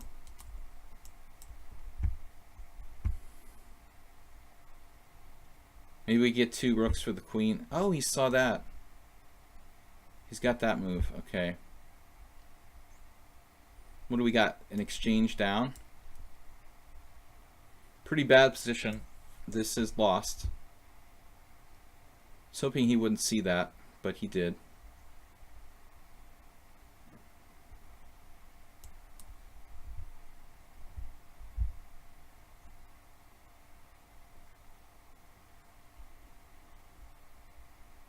Really nice game by white here, including rook a2, which is another star move.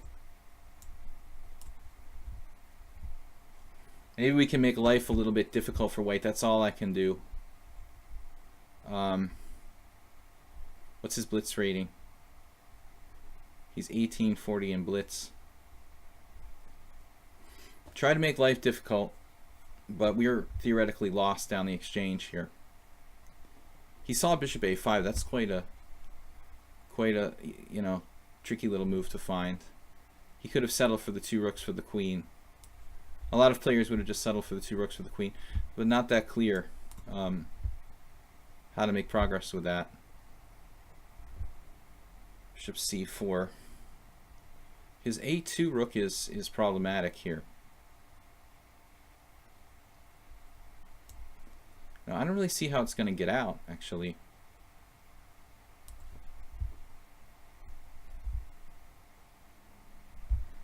How is this a2 rook going to get into the game?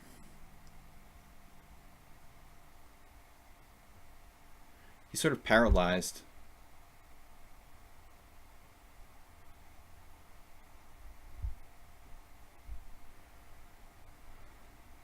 I could offer a draw. All right, now a nice move. That's okay though. I don't have to do anything, I guess.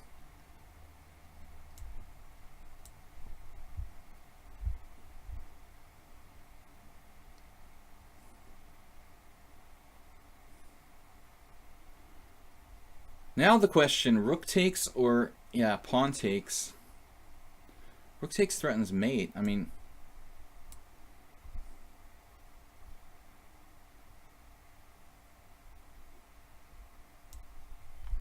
first of all, let's get the rook active.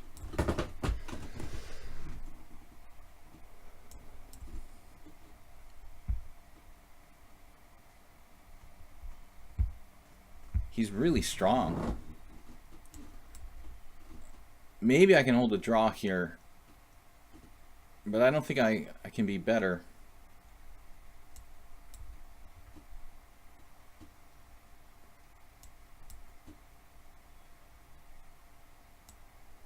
Can I be better in this position? He's threatening what?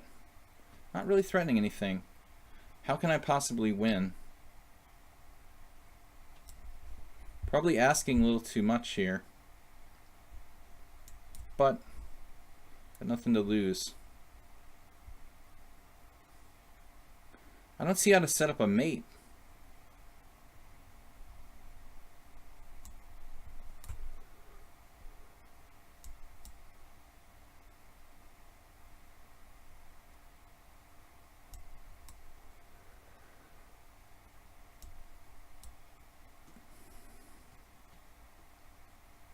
I don't really see how I can mate him. So I would accept a draw. Really excellent game by white in the opening. After that, he made some mistakes. But I mean, I played d5. That's not even the issue, though. You know, I played d5. He missed bishop b5 here, which is pretty strong.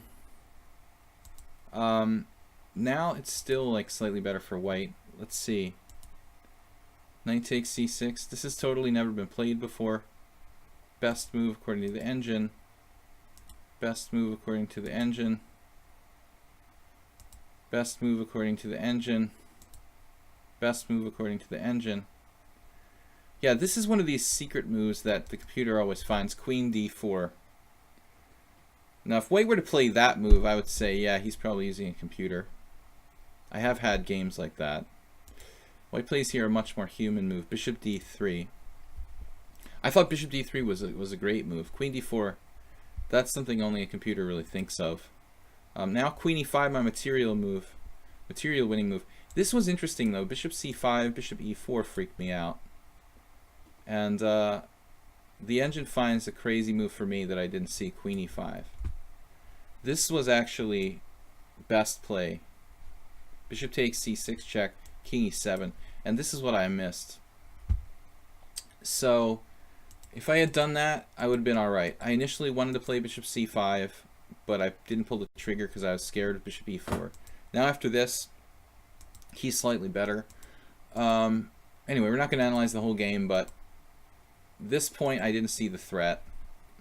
Bishop d2, and now I have to play queen a4 not to lose material, and I just did not see it. So we lose material there, and we're lucky to hold a draw. Okay, Bob Sacamano, Franco, Rybka, and Soltigo. Your poor rook, man. It was, yeah, I almost had something there, but the main problem was that your king on h3, I don't think I can ever set up any sort of checkmate. If I can't checkmate you, I can't play for a win in that position. I just don't see how I can't create a passed pawn, and I can't checkmate you. So, you know, without one of those two, even though you're like down a rook there, I don't really know how I can try to win. You know, it's pretty strange. I mean, there are certainly ways white could bail out. by like playing b4 at some point, maybe sacrificing an exchange back to reach like a drawn rook ending or something. But good first game there, interactive chess. I hallucinated in the opening though. I got distracted talking about Kasparov and I played d5, which is not a variation. Just played a little early. Queen d5 seems crazy. It was. It's a computer-ish move. It looked a little too weird. You know, I'd be getting my pieces into weird positions and maybe, you know, setting myself up for some trouble. So, but I totally overlooked the queen e4 threat, which is really nasty. So, that exchange down was a lost position, but I think right after he like won the exchange, probably, you know, interactive chess needs to play very accurately. Well, my inclination is to play c5 here, but I wonder,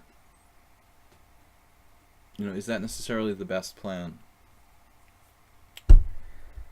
If I don't play c5, he could play something like knight d2 and c4 and play it like a Trompowsky.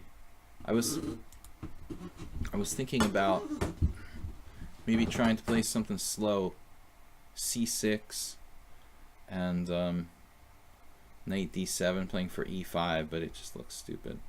I think I have to play c5.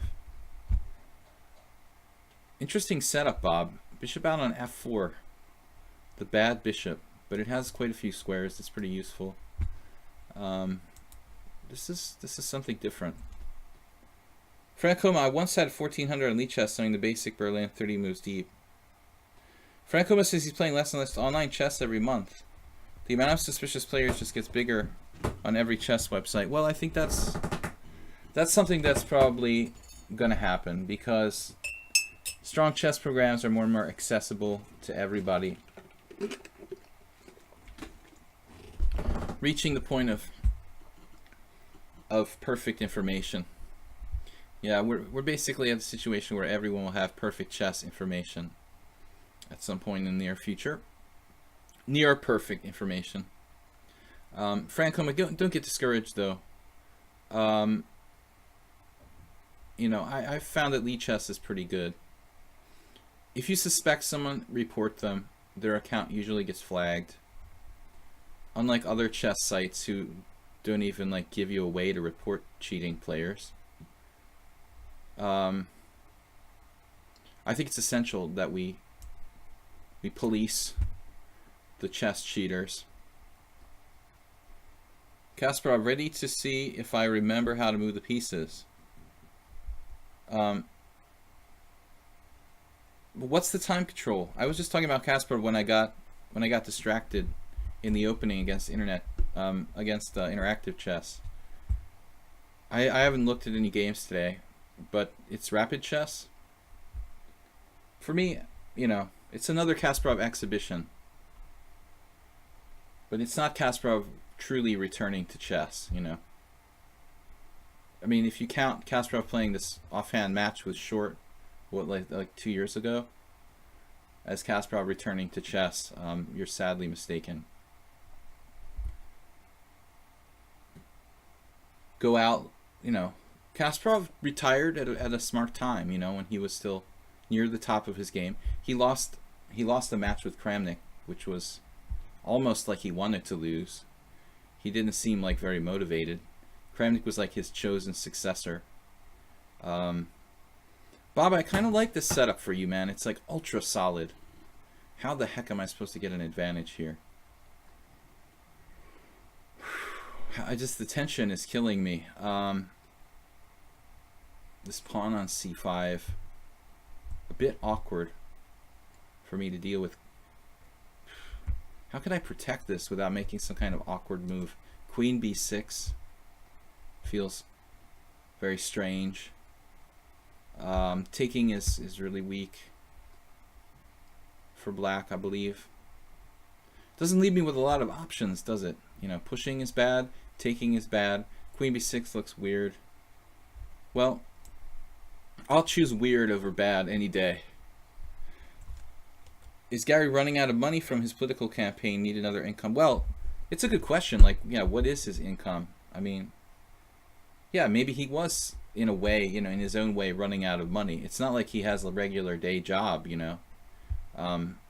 I guess he he probably has a lot of money saved and has investments. I mean, I would think of him as a pensioner. Why would he need an income, and other than like from his money that he saved in the course of his life is in investments? He doesn't really need more money, but all rich people want more money. That seems to be. Karpov is the richest chess player ever.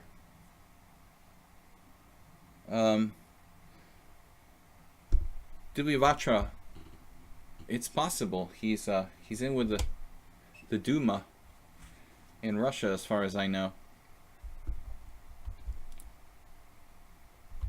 But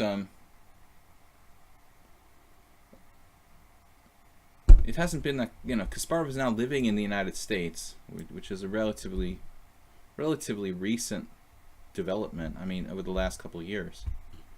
So I guess he's bored. He wants something to do. He can't fight, march in rallies against the government in Russia anymore. So he got bored just sitting at home. He decided to play chess again. I mean, it's natural. It's kind of natural to return to the game. Bob overlooked bishop f5. Or did he? No, but Bob, you have pawn takes pawn there. I mean, you don't have to lose material.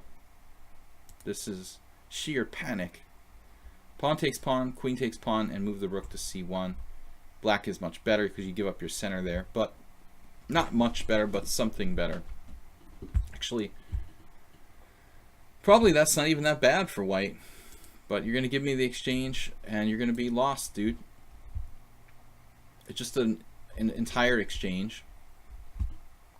Actually, what did we have like last game? We had an exchange, or did we get a pawn for that exchange?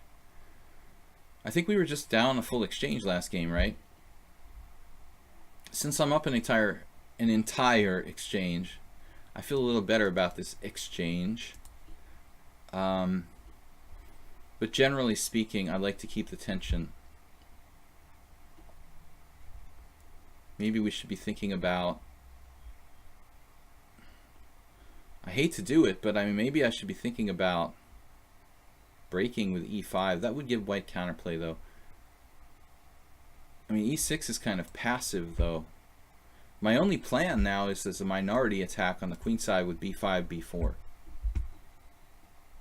I mean, if I'm going to use this exchange, this extra rook, we need, we're going to need some help with the rest of the pieces getting in the game, and the rooks are going to need open lines.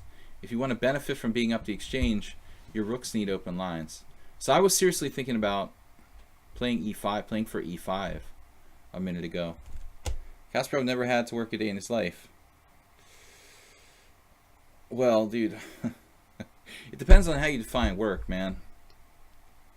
I'm sure he worked his ass off in his own way. He wasn't like a construction worker, but I think he kind of earned it, man. Eventually my connection is back to kind of normal, said Nefedov. Triumphant, why can't he go in the rallies? No, I'm just saying he lives in the United States. Kasparov lives in the United States now. He's no longer like based in Russia. He used to live in the Soviet Union. He does not any longer because he lives in New York. I'm just saying it's not like, going down the street to protest in Moscow. You have to go like across the world.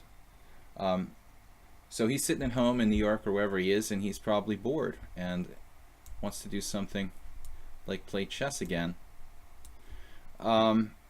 He was kind of young to retire from the game, so I'm not surprised to see him trying to play again. The problem comes when, his ego comes into play. He doesn't want to embarrass himself.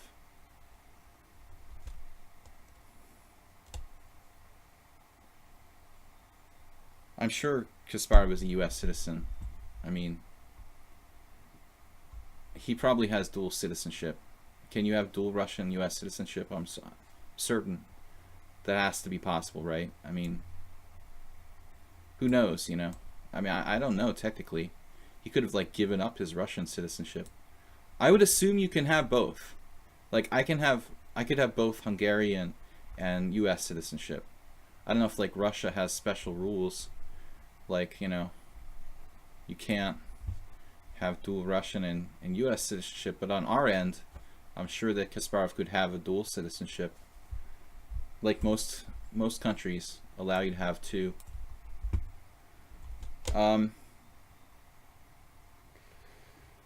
Closer to his payroll account.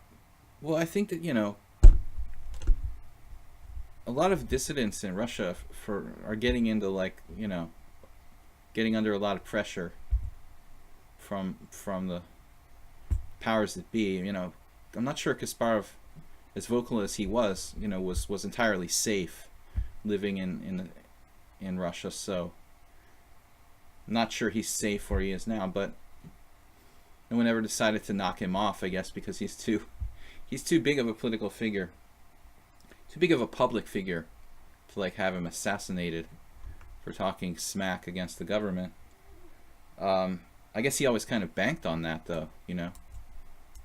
If anyone like tried to kill Kasparov, it would look pretty bad. But there's a limit to everyone's freedom of speech, I suppose. Some way. Kasparov was running for Russian president. Can you imagine American president candidate with dual Russian-American citizenship? Well, I wasn't aware he was running for Russian president. Then I guess he doesn't have American citizenship. Is that what you're saying? That's very possible too. I would assume he would have wanted it. Why would he be living in the United States? How could he run for president living in another country? That's what I don't understand. I don't think you could like live in another country and run for Russian president. You would have to actually be present in the country where you're running for president. You'd have to be a resident, you know. I think that law would like apply to pretty much any country in the world. You know. Would you have to like live in Russia to run for Russian president?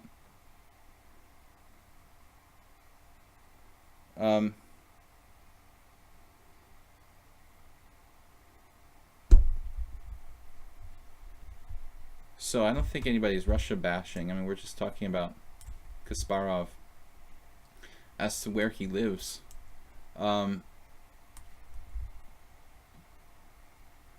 It's not clear. I mean, I was under the impression that he lives in the United States. Someone said he probably has U.S. citizenship. I guess that would be possible, but I don't really personally know. Yeah, but don't start getting into like political discussions, guys, please, because that's not what my stream is about. So if you want to talk about chess, it's fine, but if you want to like have a political discussion, then we should probably pack it in and take it somewhere else. Anyway, Queen B6. I'm just kind of grinding Bob down here, opening up lines for my rooks. He's got B5. I actually overlooked this. Too much political discussion.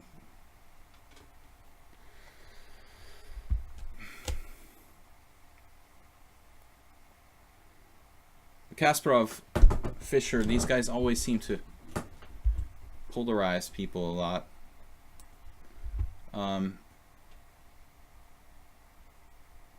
Whenever we discuss Fischer, Kasparov, people start to get nervous. But that's the world we live in. Now I've blocked the control of B5, so Bob is going to drop pawns here. Let's take this one first. He's still got the pawn, though. He's still alive. We've got good blockade, though. We've cut off the connection with the B5. I don't really want to give up my dark squared bishop, honestly, here. I have F6. Knight takes knight. Pawn takes. Bishop takes. I think man, Bob, you're playing fast, man. I never saw you play so fast before. I picked up a rook.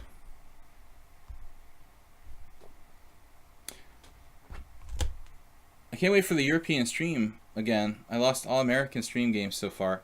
Yeah, Francoma, it's not good for you. Well, your time is almost here. I'm going to be going back in like a week, 2 weeks. So, Francoma, are you in the challenge list? Okay, he's next. I'm going to play those 2 games. This is going to be our last subscriber game for today. And then we're going to play those 2 games against Soltigo and Rybka. So 3 games left in the stream today. Franco 2000. Franco 2000 said no Russia bashing, no anybody bashing in my stream, please. Anybody, any country, any religion, sex or otherwise, no discrimination is welcome here. So c4, c5, knight c3. Oh no, Franco 2000, we played this before. Let's play something else, okay? I don't want to do that again. I'm getting a little bit bored of that variation. Did I play this against you before, e3? Maybe last game I took it to this, to the e3, to go into kind of semi-Tarash. Franco, I don't remember what our last game was. You can also play the popular e5. Animal bashing is not good either, man. People animal bashing. You can bash like insects if you want, or inanimate objects if you insist. Okay, knight takes d5 now. I've been looking at a lot of Botvinnik games, and I'm kind of inspired by those. Botvinnik, I think he was probably a massive influence on Kasparov, but also, you know, many other players. Botvinnik. Knight takes c3. This is basically a kind of Grunfeld. If black plays g6, his knight's on c6 too early. Maybe. g6, d5, what's happening there? Your cat clawed, oh, so that's why you want to do animal bashing. Your cat clawed the cloth. Some expensive speakers, ouch. Yeah, cats and like cloth covered speakers don't really mix too well, man. Not a good idea. We could actually get into a really mainline semi-Tarash. There's a really nice game in Suba's, what is it called? Modern Chess Strategy. No, Dynamic Chess Strategy, where he beats Ivan Farago, who I know really well, from Hungary. He's like a famous, relatively famous Hungarian grandmaster. Not super famous, but he's a stalwart GM. And so Shuba beats Farago pretty nicely with white. ED, or CD, ED. We go into that structure with the hanging pawns for white on d4 and c3. Very nice stream today. Educational chatting, making short analysis, everything perfect. Well, I hope so. You know, I don't like it when it gets like politically polarized. You know, sometimes that happens. We have to kind of chill out, but overall, it's not bad. We lost one of our challengers. It looks like Soltigo disappeared. Maybe he'll be back. Do I have a preference of Prime subscription versus paid? Well, yours expired today. Actually, Brundle Phil, well, I mean, if it's all the same to you, I get paid more by the normal subscription.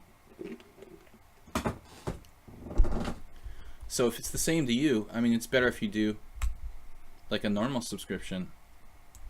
But I appreciate both. I'm trying to move twice again. I told you guys my story, how I did that in a real tournament. How long have I been playing? You mean like in general chess? Since 1980. Since 1986. Basically since 1986. I probably was like moving the pieces and playing games with my friends as far back as 84, 85. But I played in my first tournament in 86, I think. Once I played in this weird unrated tournament in and around 1985, and it was really disappointing. It was like a kids tournament, or like high school, junior high, and it was very poorly organized, and it was like single elimination. So I played like one game, lost, and went home.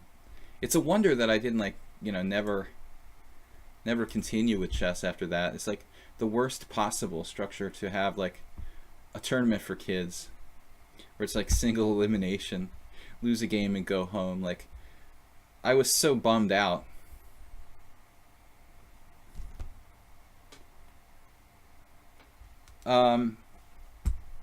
Guys, please subscribe, or you can support me. Support the stream and support my YouTube channel with PayPal. So even a small donation of like $5 every year would be awesome. The PayPal button's on the stream, but now we have subs on Twitch. So either way, check out my YouTube channel, Video Chess Training on YouTube. We will try to upload some like educational separate YouTube videos outside like the upload streams. But right now, oh man, Franco is tired. I think he's asking for it here. I have both bishop a3 and e4. They both look pretty nasty. Maybe we should do a combination of both, but I kind of like the e4 one, the e4 option. I mean, bishop a3, b6, it's kind of like, well, then what, you know? That's the point. So if I do e4, he has e5. I have to play d5, and then the resulting structure should be slightly better for white. But it's not like it's a walk in the park. So I'm open to other suggestions as well here. E4, e5, d5, probably like knight a5 or knight b8. We have otherwise he's like playing e5 maybe. The bishop a3 looks kind of artificial. I don't see like what I'm gonna do once he plays b6 to increase the pressure on black's position. Just isn't anything special there. So,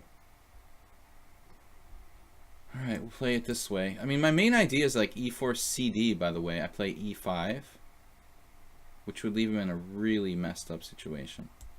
Probably just loses pieces there. Yeah, that's a beautiful line, like cd, e5, bishop h4, queen e4. Interactive chess would appreciate that move. Double attack on h4 and h7 with mate. But he's still okay here. It looks like Franco is hanging on. We have a protected passed pawn, and that's nice, but it doesn't win the game. Nefedov, queen c2, then e4. I mean, queen c2, it's another story. You know, I think he just plays g6, and my queen isn't particularly well placed at c2 in this type of position. It's better on e2. It protects my knight on f3. It's kind of looking at the king side in the center. We've got two new Twitch Prime subs today. I'd like to thank those guys. Internet. I want to say internet chess, interactive chess, because internet chess is another player on the stream. Interactive chess held us to a draw. We got e5, d5. There are nice little tricks like with d6, but I don't see how that works. I'm a little concerned about bishop g4 now. He has succeeded in unleashing the beast of the bishop on c8. But positionally, white has a sizable advantage here. I mean, I have a very powerful pawn long term. But he can set up a blockade and probably create, you know, a lot of difficulties for me here. So what would... Okay, h3 is something I've got to think about, but it's weakening my king side an itty bit. Knight d2 is another move typical for this kind of structure. The problem with knight to d2 is that he will play bishop g5 and exchange off that really kind of crap bishop. I like h3. We can play this position in a way, I think, where we basically try to play on both sides of the board. We've got like a central advantage, even queenside potential, and then we can also consider possibly trying to take the initiative on the king side. So h3, although it weakens my king side pawn structure a tiny bit, probably isn't a bad idea. We could prepare a king side attack. It's definitely within the realm of possibility. King h2, rook g1, like real primitive style. King h1, rook g1. It looks a little too primitive. This knight on a5 is going to be coming back to b6, I guess. Do I want to play c4 or not? It's an interesting question. I'm not sure. Like, that could be a risky move for him too. He would open up this diagonal for my bishop to go to a3. Thinking king h1 maybe. Idea rook g1 and some kind of really caveman style attack. He played queen c7 now. What is that? To move his bishop back? He wants to play c4. Take some time if you don't understand what your opponent is trying to do. It's usually a good time to take a little extra time because you might be missing something. Queen c7, it's a purely defensive move. Then if that's the case, then he was fearing g4, g5 maybe. His bishop getting trapped. We've stopped bishop g4.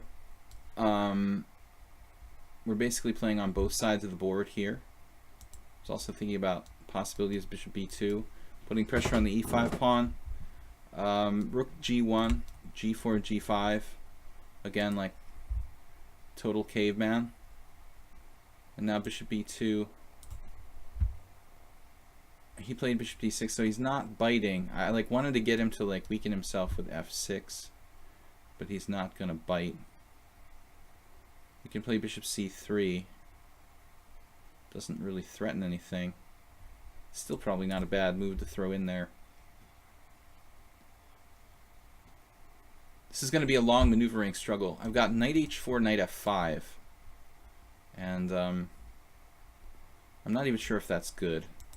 I think this just turned into like a Roy Lopez or something. It's basically become a Roy Lopez. Lengil Bela, R.I.P. My neighbor, international master, who passed away earlier this year. He used to play the black side of the Lopez, and his favorite player was Alexander Alekhine. He would come with like the h5 on me, sometimes in some sort of Lopez, but black is not well enough developed for that kind of business here. Black's pieces are rather passive at this time.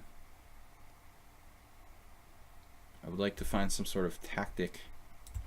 We don't seem to have any. So again, this is gonna transpose to some sort of weird Chigorin type of Roy Lopez sort of position. Guys, we have time for 2 more games. I'm gonna finish up with those guys. I want to thank the subscribers. Bishop d7. Are you threatening anything? Perhaps slowly. So, rook g3. Anyway, in Roy Lopez land, we like to... Fischer, speaking of Fischer, there's some really classical games in history of chess you should know. There's some great Spanish games.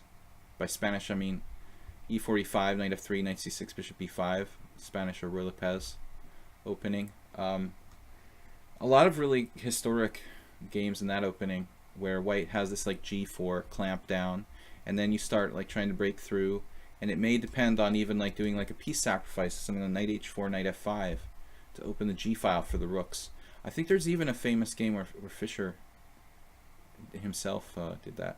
Okay, now this move is obviously pretty double-edged. I can play a4, but it just looks like an empty threat. So we're coming with the kingside threats. What's the plan here? G5? Thing is, if I play G5, whoa. He just played G5. Okay, that's not cool. That may well be a very, very good idea. Now I'm going to have to rethink my whole strategy. It may be a very bad idea for black too. Okay, let's maneuver. We go with like knight f5, try to take out his white squared bishop. Should I play h4? Will Franco just go to sleep? Now he's threatening b5 again, but I think we should probably... Well, I don't think I have a choice, really. I can play rook b1. He's going to have my a2 pawn. Man. Yeah, let's go with this knight f1. My pawn is protected here. We're going to take on b5 twice, and then my f2 pawn is hanging. Damn it. But maybe that's not such a big deal.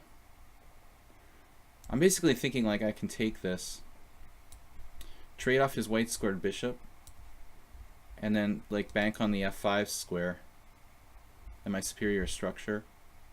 Hell, maybe the f2 pawn doesn't even matter. You know, maybe I can just sacrifice this. Like, who even needs a stupid f5 pawn, f2 pawn?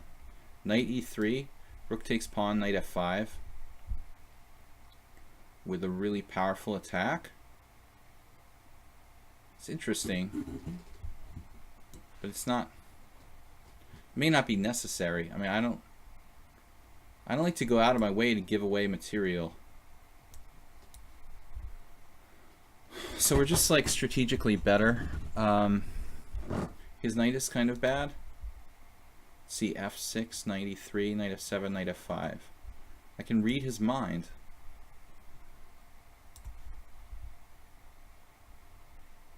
We've got this monster piece. Talking like the guy from... Now I'm talking from like the guy from Ancient Aliens again. Sometimes I hear myself, I'm like, damn, you sound like that guy. That's not good. Alright, queen c4. Fran is defending. We need to be proactive here. Rook b1.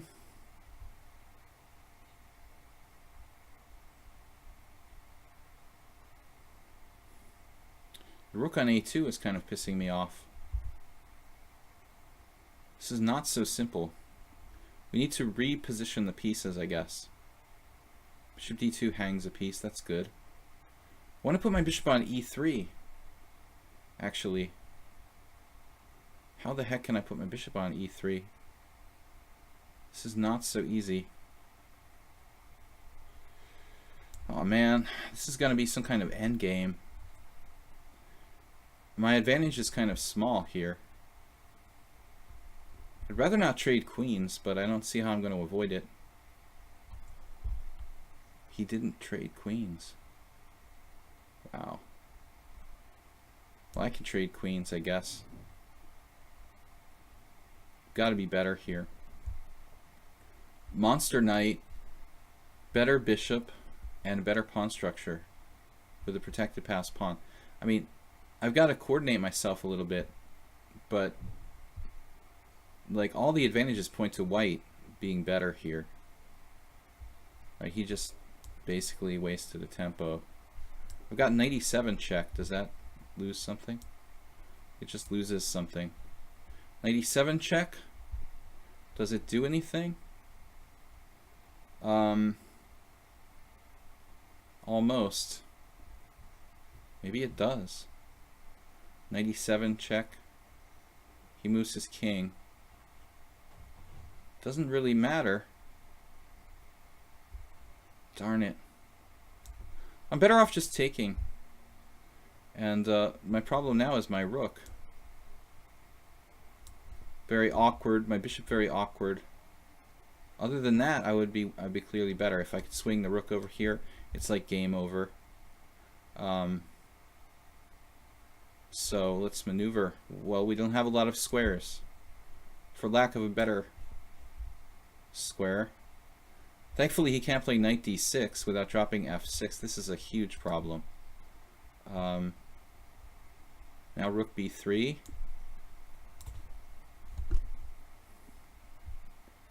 Ideally, my bishop on e3, you know, bearing down, or a3, bearing down on c5. But it's better structure. Ooh, we got rook on the 7th. That looks pretty devastating. He's gonna play this, but I have rook c7, and that's a pretty nasty move to face. We're the one threat. Not only the c-pawn.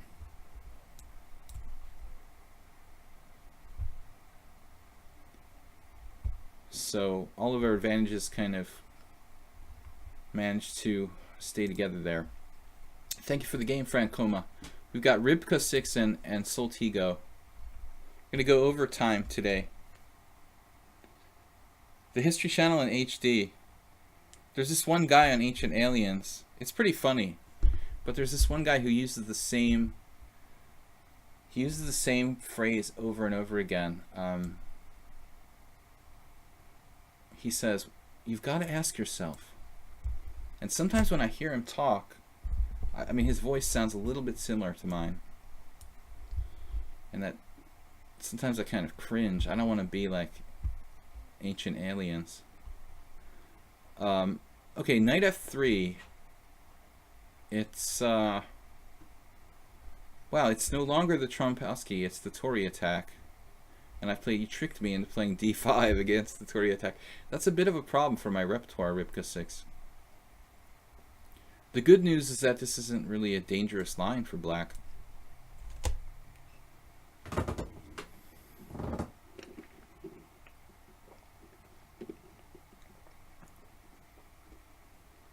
It's too late to be drunk. You didn't play like you were drunk, Franco, were you? Okay, c3, that's an extremely solid move by white. What am I doing? I'm basically playing the Trompowsky where white's not taking on f6. Okay? So, we play cd here. That's an exchange French. Oh, actually, there's a variation with this bishop g5. I'm starting to think of something weird I saw recently in the exchange French. Should I play queen b6? It's a little bit unambitious. But I'm black, I guess I can't ask that much.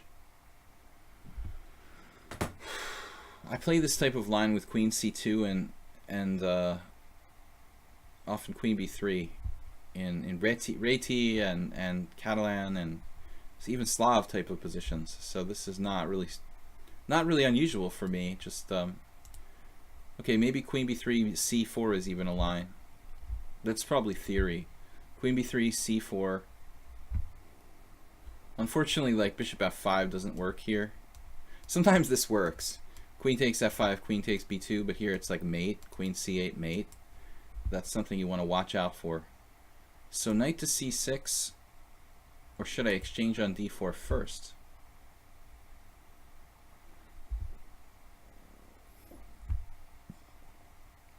I think I should play knight c6 first.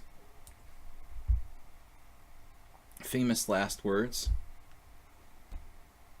You're picking a guy with crazy haircut? Not the guy with the crazy haircut. He's the main, you know.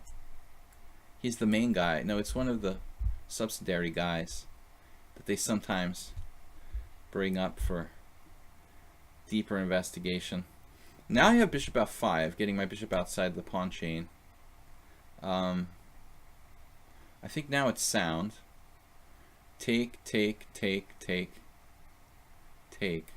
Is it sound? Like queen takes f5, queen takes b2, queen takes d5, queen takes a1, queen b3. My queen is like pseudo trapped. That looks a little scary for me, actually. You know, bishop f5 could actually give white the initiative. Queen takes f5, queen takes b2, queen takes d5. Of course, there's always like other moves, but I don't think they work. Bishop f5, queen takes, queen takes, queen takes, queen takes, queen b3. And my white squares are rather weak. He's got a pawn for the exchange. My queen is trapped on a1 temporarily. I think I'll just play it safe. I actually like this type of structure for black. I often play with the bishop on d7. Capablanca played a fantastic game, Lasker. Lasker has a famous game where he actually went like bishop f5, brought it back to d7 in this type of structure, with the idea of the bishop coming out to b5, like Petrosian in a French defense or something. So bishop f5 is a nice trick, but sometimes it's not that useful in that square. I like you guys are like really picking up on the ancient aliens now. That's the important thing here. Ancient humans. The gray-haired guy with beady eyes. Something everyone can identify with. No, he just constantly says, you gotta ask yourself. You just gotta ask yourself. And I do it sometimes too. I think because I watched that show in the past, the phrase, I like the phrase, but the guy just like constantly says it. It's a good phrase, but you need to like be very sparing about using it. You just gotta ask yourself. You know, if you're asking yourself that often, you're obviously talking to yourself too much. Bishop e2, rook c8. Rybka is an attacking player. Yesterday, I had a great game with him in my simul, guys. Every Sunday, I do a simultaneous exhibition here on lichess and Twitch. And yesterday, Rybka had the longest game. He was slightly, well, it was like equal for most of the game. Then I thought the position was equal, but he was trying to like beat me. Even he declined a draw at one point. And then in the end game, he was better, and his, you know, declining the draw seemed to be pretty valid. Got to ask yourself, is it really worth it to play f5 in this type of structure? That's what I'm talking about. You've got to be prepared. Play like the great Akiba Rubinstein. But I think you got to ask yourself, is it necessary to prevent e4? Probably it's not a bad idea if you plan on castling kingside and you like your health. We're headed for h8. And, uh-oh. Actually, Nefedov would like this game. It's a lot like Nefedov's game against me for black yesterday. Here we have the option to bring another pawn toward the center to increase our central preponderance of pawns. Though it seems like a pity in some ways to block our own pieces with that. That's the question. Should I take toward the center with another pawn here? You know, I mean, it might actually give him the break c4. In a sense, like giving him some play. I decided not to do it. We're going to keep the compact structure the way it is. You know, I'm satisfied with this position, basically, that I'm at least equal here. f6 is another question.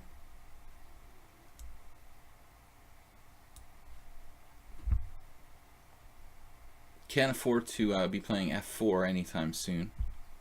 Our king is totally safe. Opposite color bishop endgames are notorious for their drawish nature, but when you're talking about like heavy pieces being on the board, it's not quite the same. It's the initiative that's more important. But you know, if I had this to do over again, I think I might take back this move and play like bishop e8. This is a really perverse pretty perverse move. Also, bishop b5 is probably not a bad move. So I'm actually happy he did an exchange. You know, I felt like I had in fact made a mistake there by allowing him to go in opposite colored bishops, to go into opposite colored bishops. Black is slightly better here. White has no breaks, and we have a little more space because of these pawns. I mean, white has a break theoretically like g4, but you know, he can't really effectively do that without seriously risking his king. Information can only come from external sources, not according to ancient aliens. You know, the Indian mathematician who well, actually that came from external sources too, right? The guy who supposedly, like, the universe told him all the secrets of mathematics. Yeah, that's an external source. Internal and external. I'm getting a little loopy, guys. We're over time. I get a little tired around martini time. The 3-hour mark is my absolute limit. I'm notoriously in need of martinis. You know, it's one thing about Hungary that I was always annoyed by. They don't know, like, what a martini is, you know, like a gin or vodka martini. When you mix vodka and gin with vermouth, they think that you're supposed to, like, drink it like straight vermouth. You go to, like, a bar that, okay, nowadays it's different, but it used to be the case. They don't know what a martini is. Man, where's my play here? What's my plan? We'll just try to crank up the G file. Yesterday I was looking at a game, Kiris versus Konstantinopolski. Try to say that like 10 times in a row. Konstantinopolski had a bad white squared bishop in a Dutch structure like this, and Kiris had bad dark squared bishop for white. That was interesting, but this is different. I mean, Rybka has a good bishop. Now we have the option to trade our bad bishop for his good bishop here. We also have the option to not trade anything. I like this exchange. Normally, I like keeping the bishop pair, but this position is so closed, and his best piece is that white squared bishop, I think. The guardian of the white squares. I don't know. It just seems like a good deal for me. Unfortunately, my advantage is rather microscopic, and I think that white should have good chances to draw this. He's also pretty fast. What about d4? d4 was coming. I mean, there were definitely d4 tactics in the air there. I didn't see it. I might have missed something. Usually my sixth sense picks up tactics. I don't actually calculate ever, but I've played chess for so long that there's a sort of like, it's like when you're drunk. I can play chess pretty well when I'm drunk because again, I've played so many games that it just becomes like second nature. Okay, what about endgame? And we'll just play the endgame. I mean, I'm getting kind of loopy. I'm going to get my king to the center. Endgame land. Our bishop is worth the knight. I don't think it's worth more. It's probably... This position is probably a draw. I feel like black has slightly more active pieces. Sort of... You know, I know I have doubled pawns, but they're like good doubled pawns that control the center. My pawns are on the right color with my bishop. King is getting to the center. He just did a very risky thing. He like let me play h5, h4 probably. This is gonna be double-edged, but maybe I should make that exchange. If I don't do the exchange, you know, I might never get it. So like h5, king f2, h4. Yeah, I like this. And you know, if he takes, he's going to have this like messed up structure. So He could take. It's hard to really judge. I don't know. That leaves him with a pretty weak isolated pawn on h2. It seems like marginal. So more likely he'll keep his structure together. My plan was to play like king e7, king f8, king e7, bring the rook across. He's got nothing special going on here. All our pieces are pretty good. We have no weaknesses. This is our weakness. That's our weakest. It's our weakness on f7. It's good to have a weakness like that. You know you're in good shape. So now we can try to sack a pawn, like rook g8. It's not a sack. Okay, we're slightly better. Minority attack on the queen side. On the other side is coming, like b5. Take, rook g8.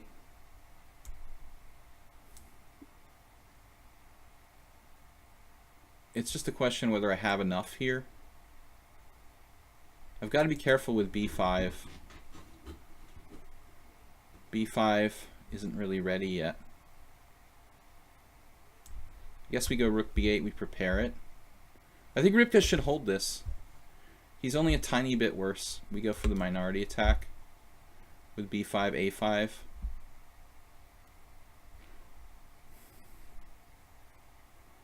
I might have made a small mistake there. Probably I should play rook h7.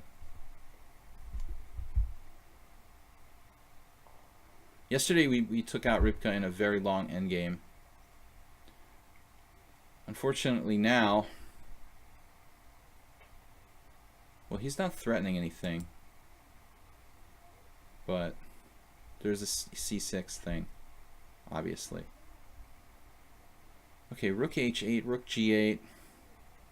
Bishop takes d4 is like a last resort. I don't really want to do that. Maybe king d7. That's risky. All right. Got to watch out for insane piece sacrifices. I feel like I'm playing the Sicilian. Rybka is very fast too. I don't know the rating on this guy, but or he said he's never played a tournament before. Soltigo is the last game today. What do we got? King f3. Yeah, I mean, I think he wants to play g4, which is fine and good. I guess I'll just let him play g4. We're going to go for a minority attack. Whatever we've got here, it's dwindling. But we still got a little tiny advantage with b5, I guess. b5, b4. There's some nastiness in the air. So I guess we have to play a5. And if I had to be like the computer right about now, I would say black has some microscopic advantage. It should be a draw, but come on, I mean, it's still pretty complicated. There's like 5 pawns each. It's not clear which minor piece is better. I mean, I think black's is better. I can trade for his whenever I want. So the pawn structure slightly favors black with the minority attack b4. He's got some tactics. There it is. But this is a very double-edged move. Maybe risking his king position in the long run.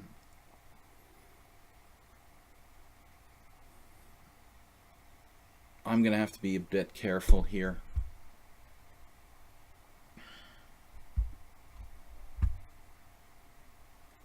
We don't have b4. I mean, we have it, but we have to be careful about executing that. b4 take, rook c4. That's not going to work. I mean, I could take his knight. I could play e5 here. e4 check. Oh, I'm about to lose on time. Holy crap. Alright. Well, it was nice knowing you. I was about to lose on time. Rybka is Rybka-ing. Hello. Hello. Is it me you're looking for? No, he's fine though. I mean, it's a draw. I should just give him a draw. I mean, give him a draw. But I mean, I don't mean to be arrogant, but the position is dictating that I'm in charge here. I'm so happy he traded that. He had other scary possibilities he could have done. Keeping both rooks on. King e2. Keeping both rooks on. I felt a lot more nervous about that. So this way, you know, I feel like somehow I'm minimally equal.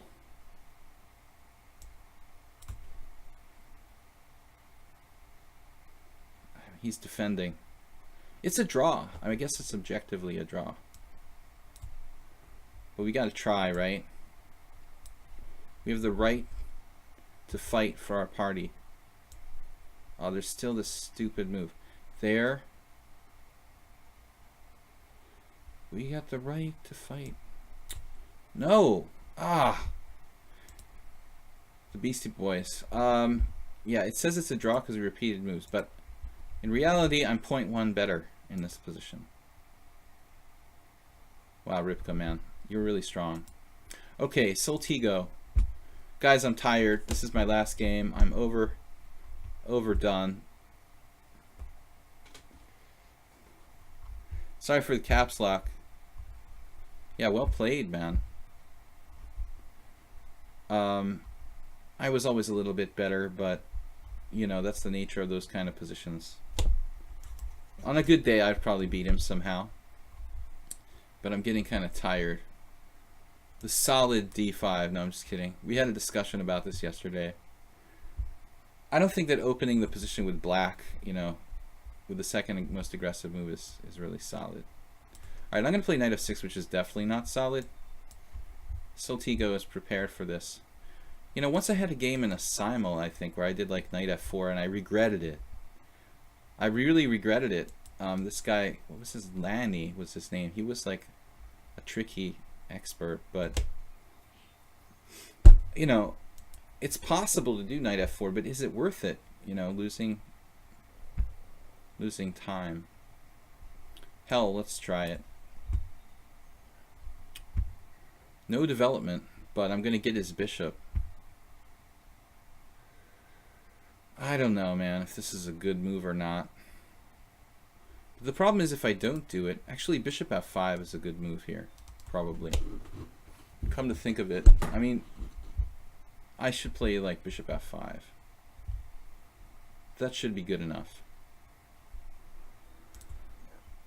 It's my last game for the day.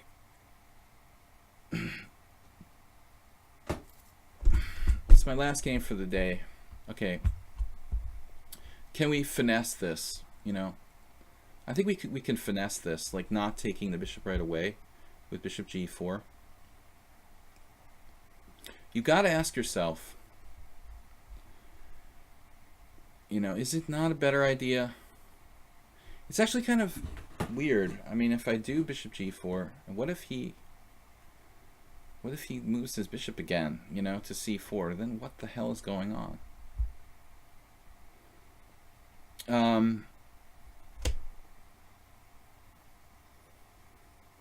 Taking is fine, of course. Black is slightly behind in development. We have no weaknesses. We should be okay. That was my initial argument against knight f4. I think at the end of the day, it's probably a wash. We're getting a valuable piece. We've got to be a little careful, though. Bishop g4 is more ambitious. All right. Did I lose the stream? It says I'm offline. Maybe I streamed for too long. I went offline.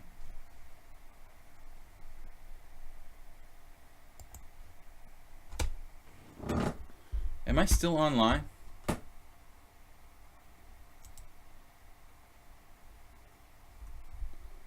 My Twitch stream said it was like offline. We got a cheer from Nieves. Thank you. It says we're live now. Okay. We decided to go for it with the punishing bishop g4 and this vulture. So I played the Simon in New Hampshire one time, and this guy Lanny, I think he might have beaten me. He either beat me or it was a draw, but it was definitely not a good result. Rook e1. e6. What are you going to do? Like bishop f1? Maybe he will. Maybe he will. Should I take and play some sort of developing move? Probably not a bad idea. It's kind of a game of chicken, isn't it? Like, I dare you to take my bishop. The problem is, like, he can move it, you know, to either f1 or c4, despite the pin. I mean, a lot of people will be afraid to do that, obviously. It's a little scary.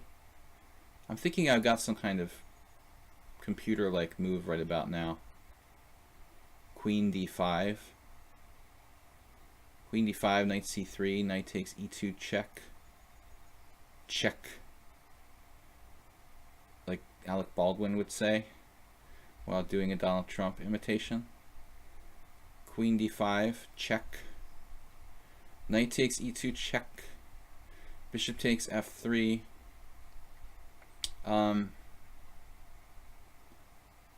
Alright, let's try it. We only live once. It's crazy to do this move. But it makes sense. I mean, like, everything is bearing down on g2. Guys, I'm like half drunk.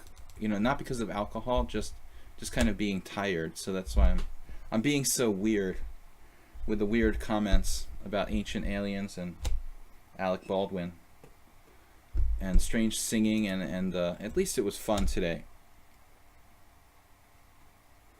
Is he being nice to me, or is he wanting to make sure we play a crazy game to make up for yesterday? I'm being nice to you. I don't want to be nice to you. I want to rip your king apart, but what can I do, man? I mean, I'm trying to play the most incisive moves available.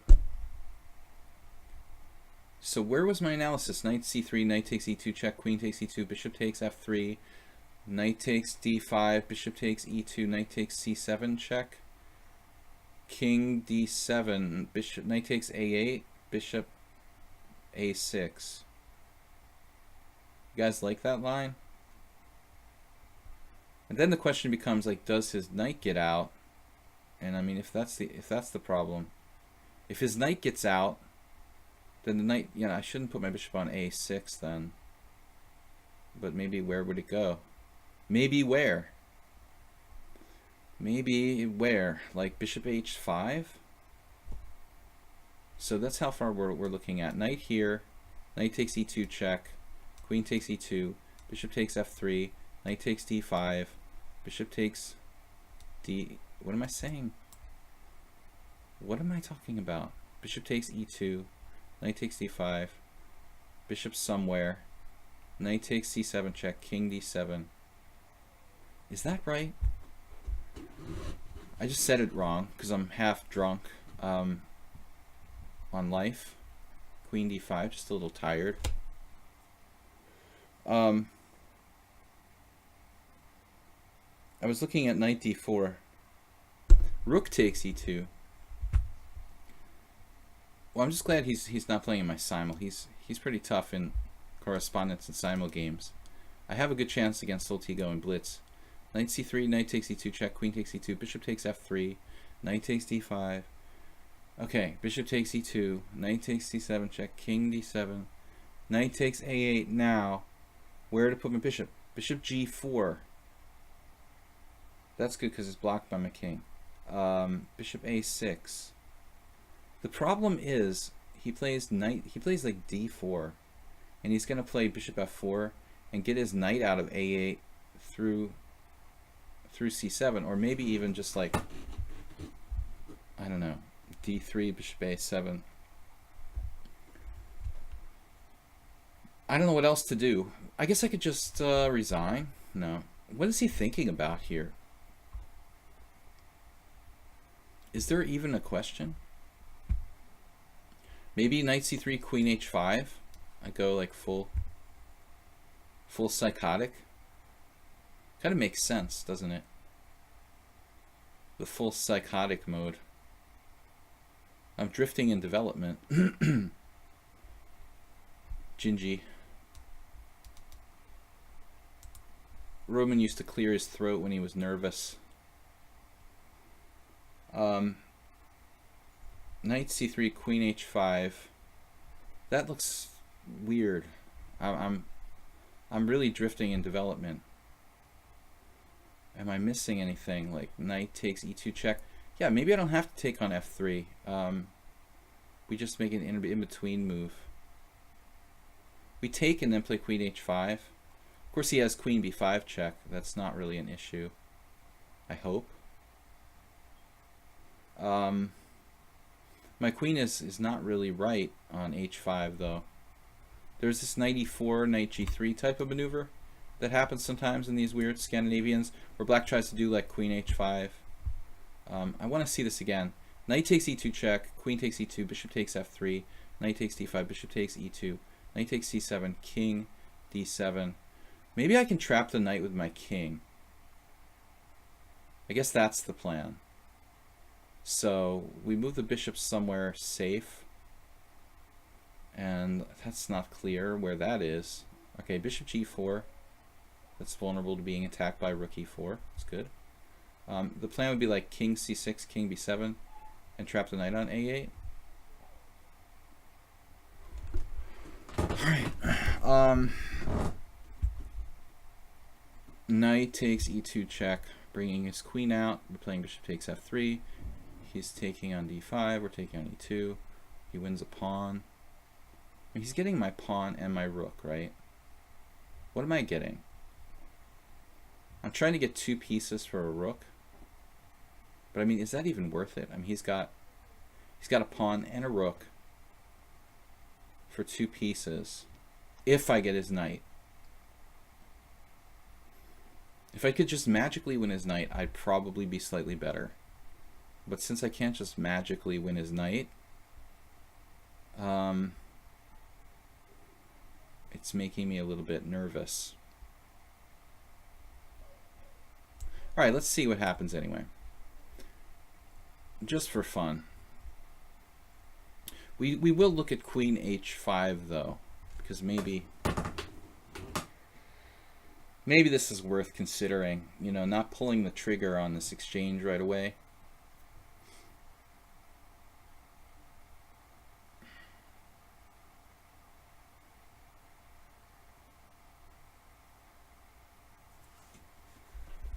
It looks a little dangerous to fall behind in development.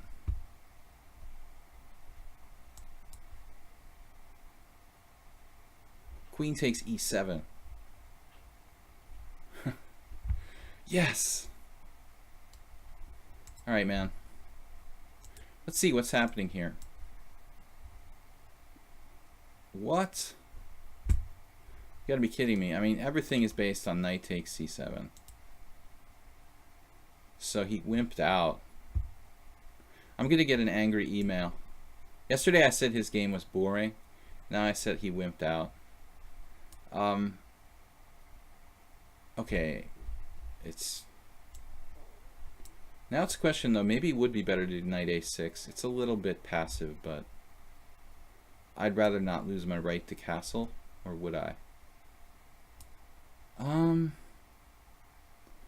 My king isn't so bad on d7, but I think the knight is really bad on a6. I'm gonna have to play e6. That still doesn't do it. Admittedly, my knight is really bad on e6 here. a6. a6, b4. Jeez. I can play c6. Thank God for c6. b4, c6. b5. No, we're okay.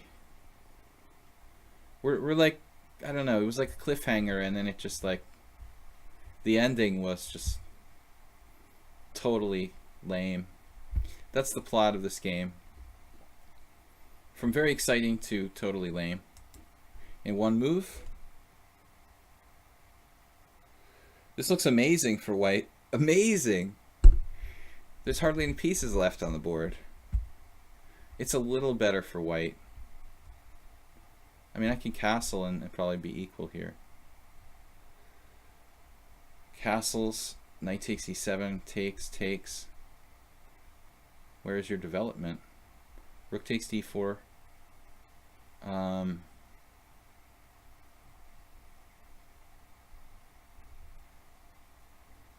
hope I'm not missing something there.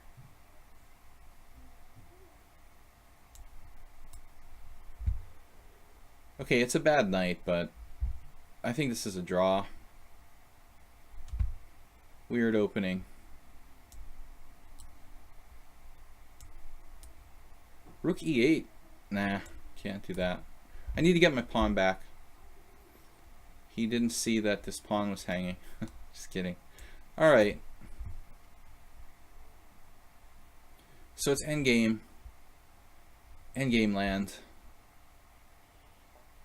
Theoretically, white is better because he's got a bishop against a knight.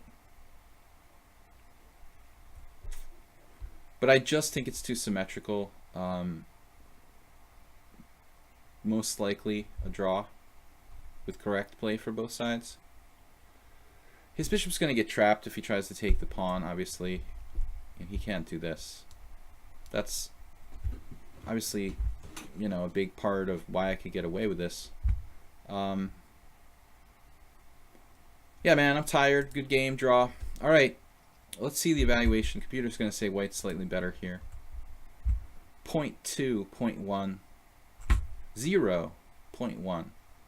It's like when you're weighing a scale and it's like bouncing up and down and finally like finds its 0. The active move, knight b4. Again, we're going to have another game where it's all going to hinge on knight takes c7, Soltigo. You know, that may have been like very strong for you. There's actually a game, Yuri Shabanov. The dude just wimped out with knight takes e2 check. I'm the first one to play the hyper-aggressive bishop g4. There's another game, Nikolai Vlasov is black. That's awesome. Somebody actually did this, like a reasonable player. Wow. And rook e1. I went too far with queen d5, I guess. We got too funky. And I'm supposed to play queen h5 here, which we were talking about. No. I'm supposed to take and play queen h5. Yeah, so he didn't play the move. I mean, this move's scary. You know, this is probably winning for white, actually. Let's see. Actually, the computer doesn't calculate these lines well with pieces getting trapped in the corner. But I mean, I can't believe you didn't play this. I mean, I was having fun with this last game. I'm not even sure what I should do. Bishop b5, bishop c8, or c6. Bishop a6, d4, e6. How am I not, you know, how am I blocking you from getting your knight out here? The computer's coming up with some really cool stuff. Bishop a6, d4, e6, and d5, sacking a pawn. I probably lost. God, this looks bad. So Soltigo. This looks great for white. The exaggeration of the year. No, I mean, this looks great for white. This looks great for white. I was letting you do it, though, because it was the last game, and I wanted to have some fun. All right, man. You gotta go with knight takes d5 here. It looks like I might be somehow saving this game, according to the computer. This is analysis variation. Rook takes d5, king up. It's a great position. If nothing else, it would have been fun.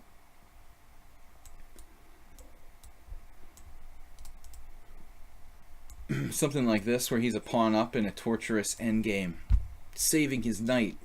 And now you have the same endgame, but you're actually a pawn up, as in the game. Check it out.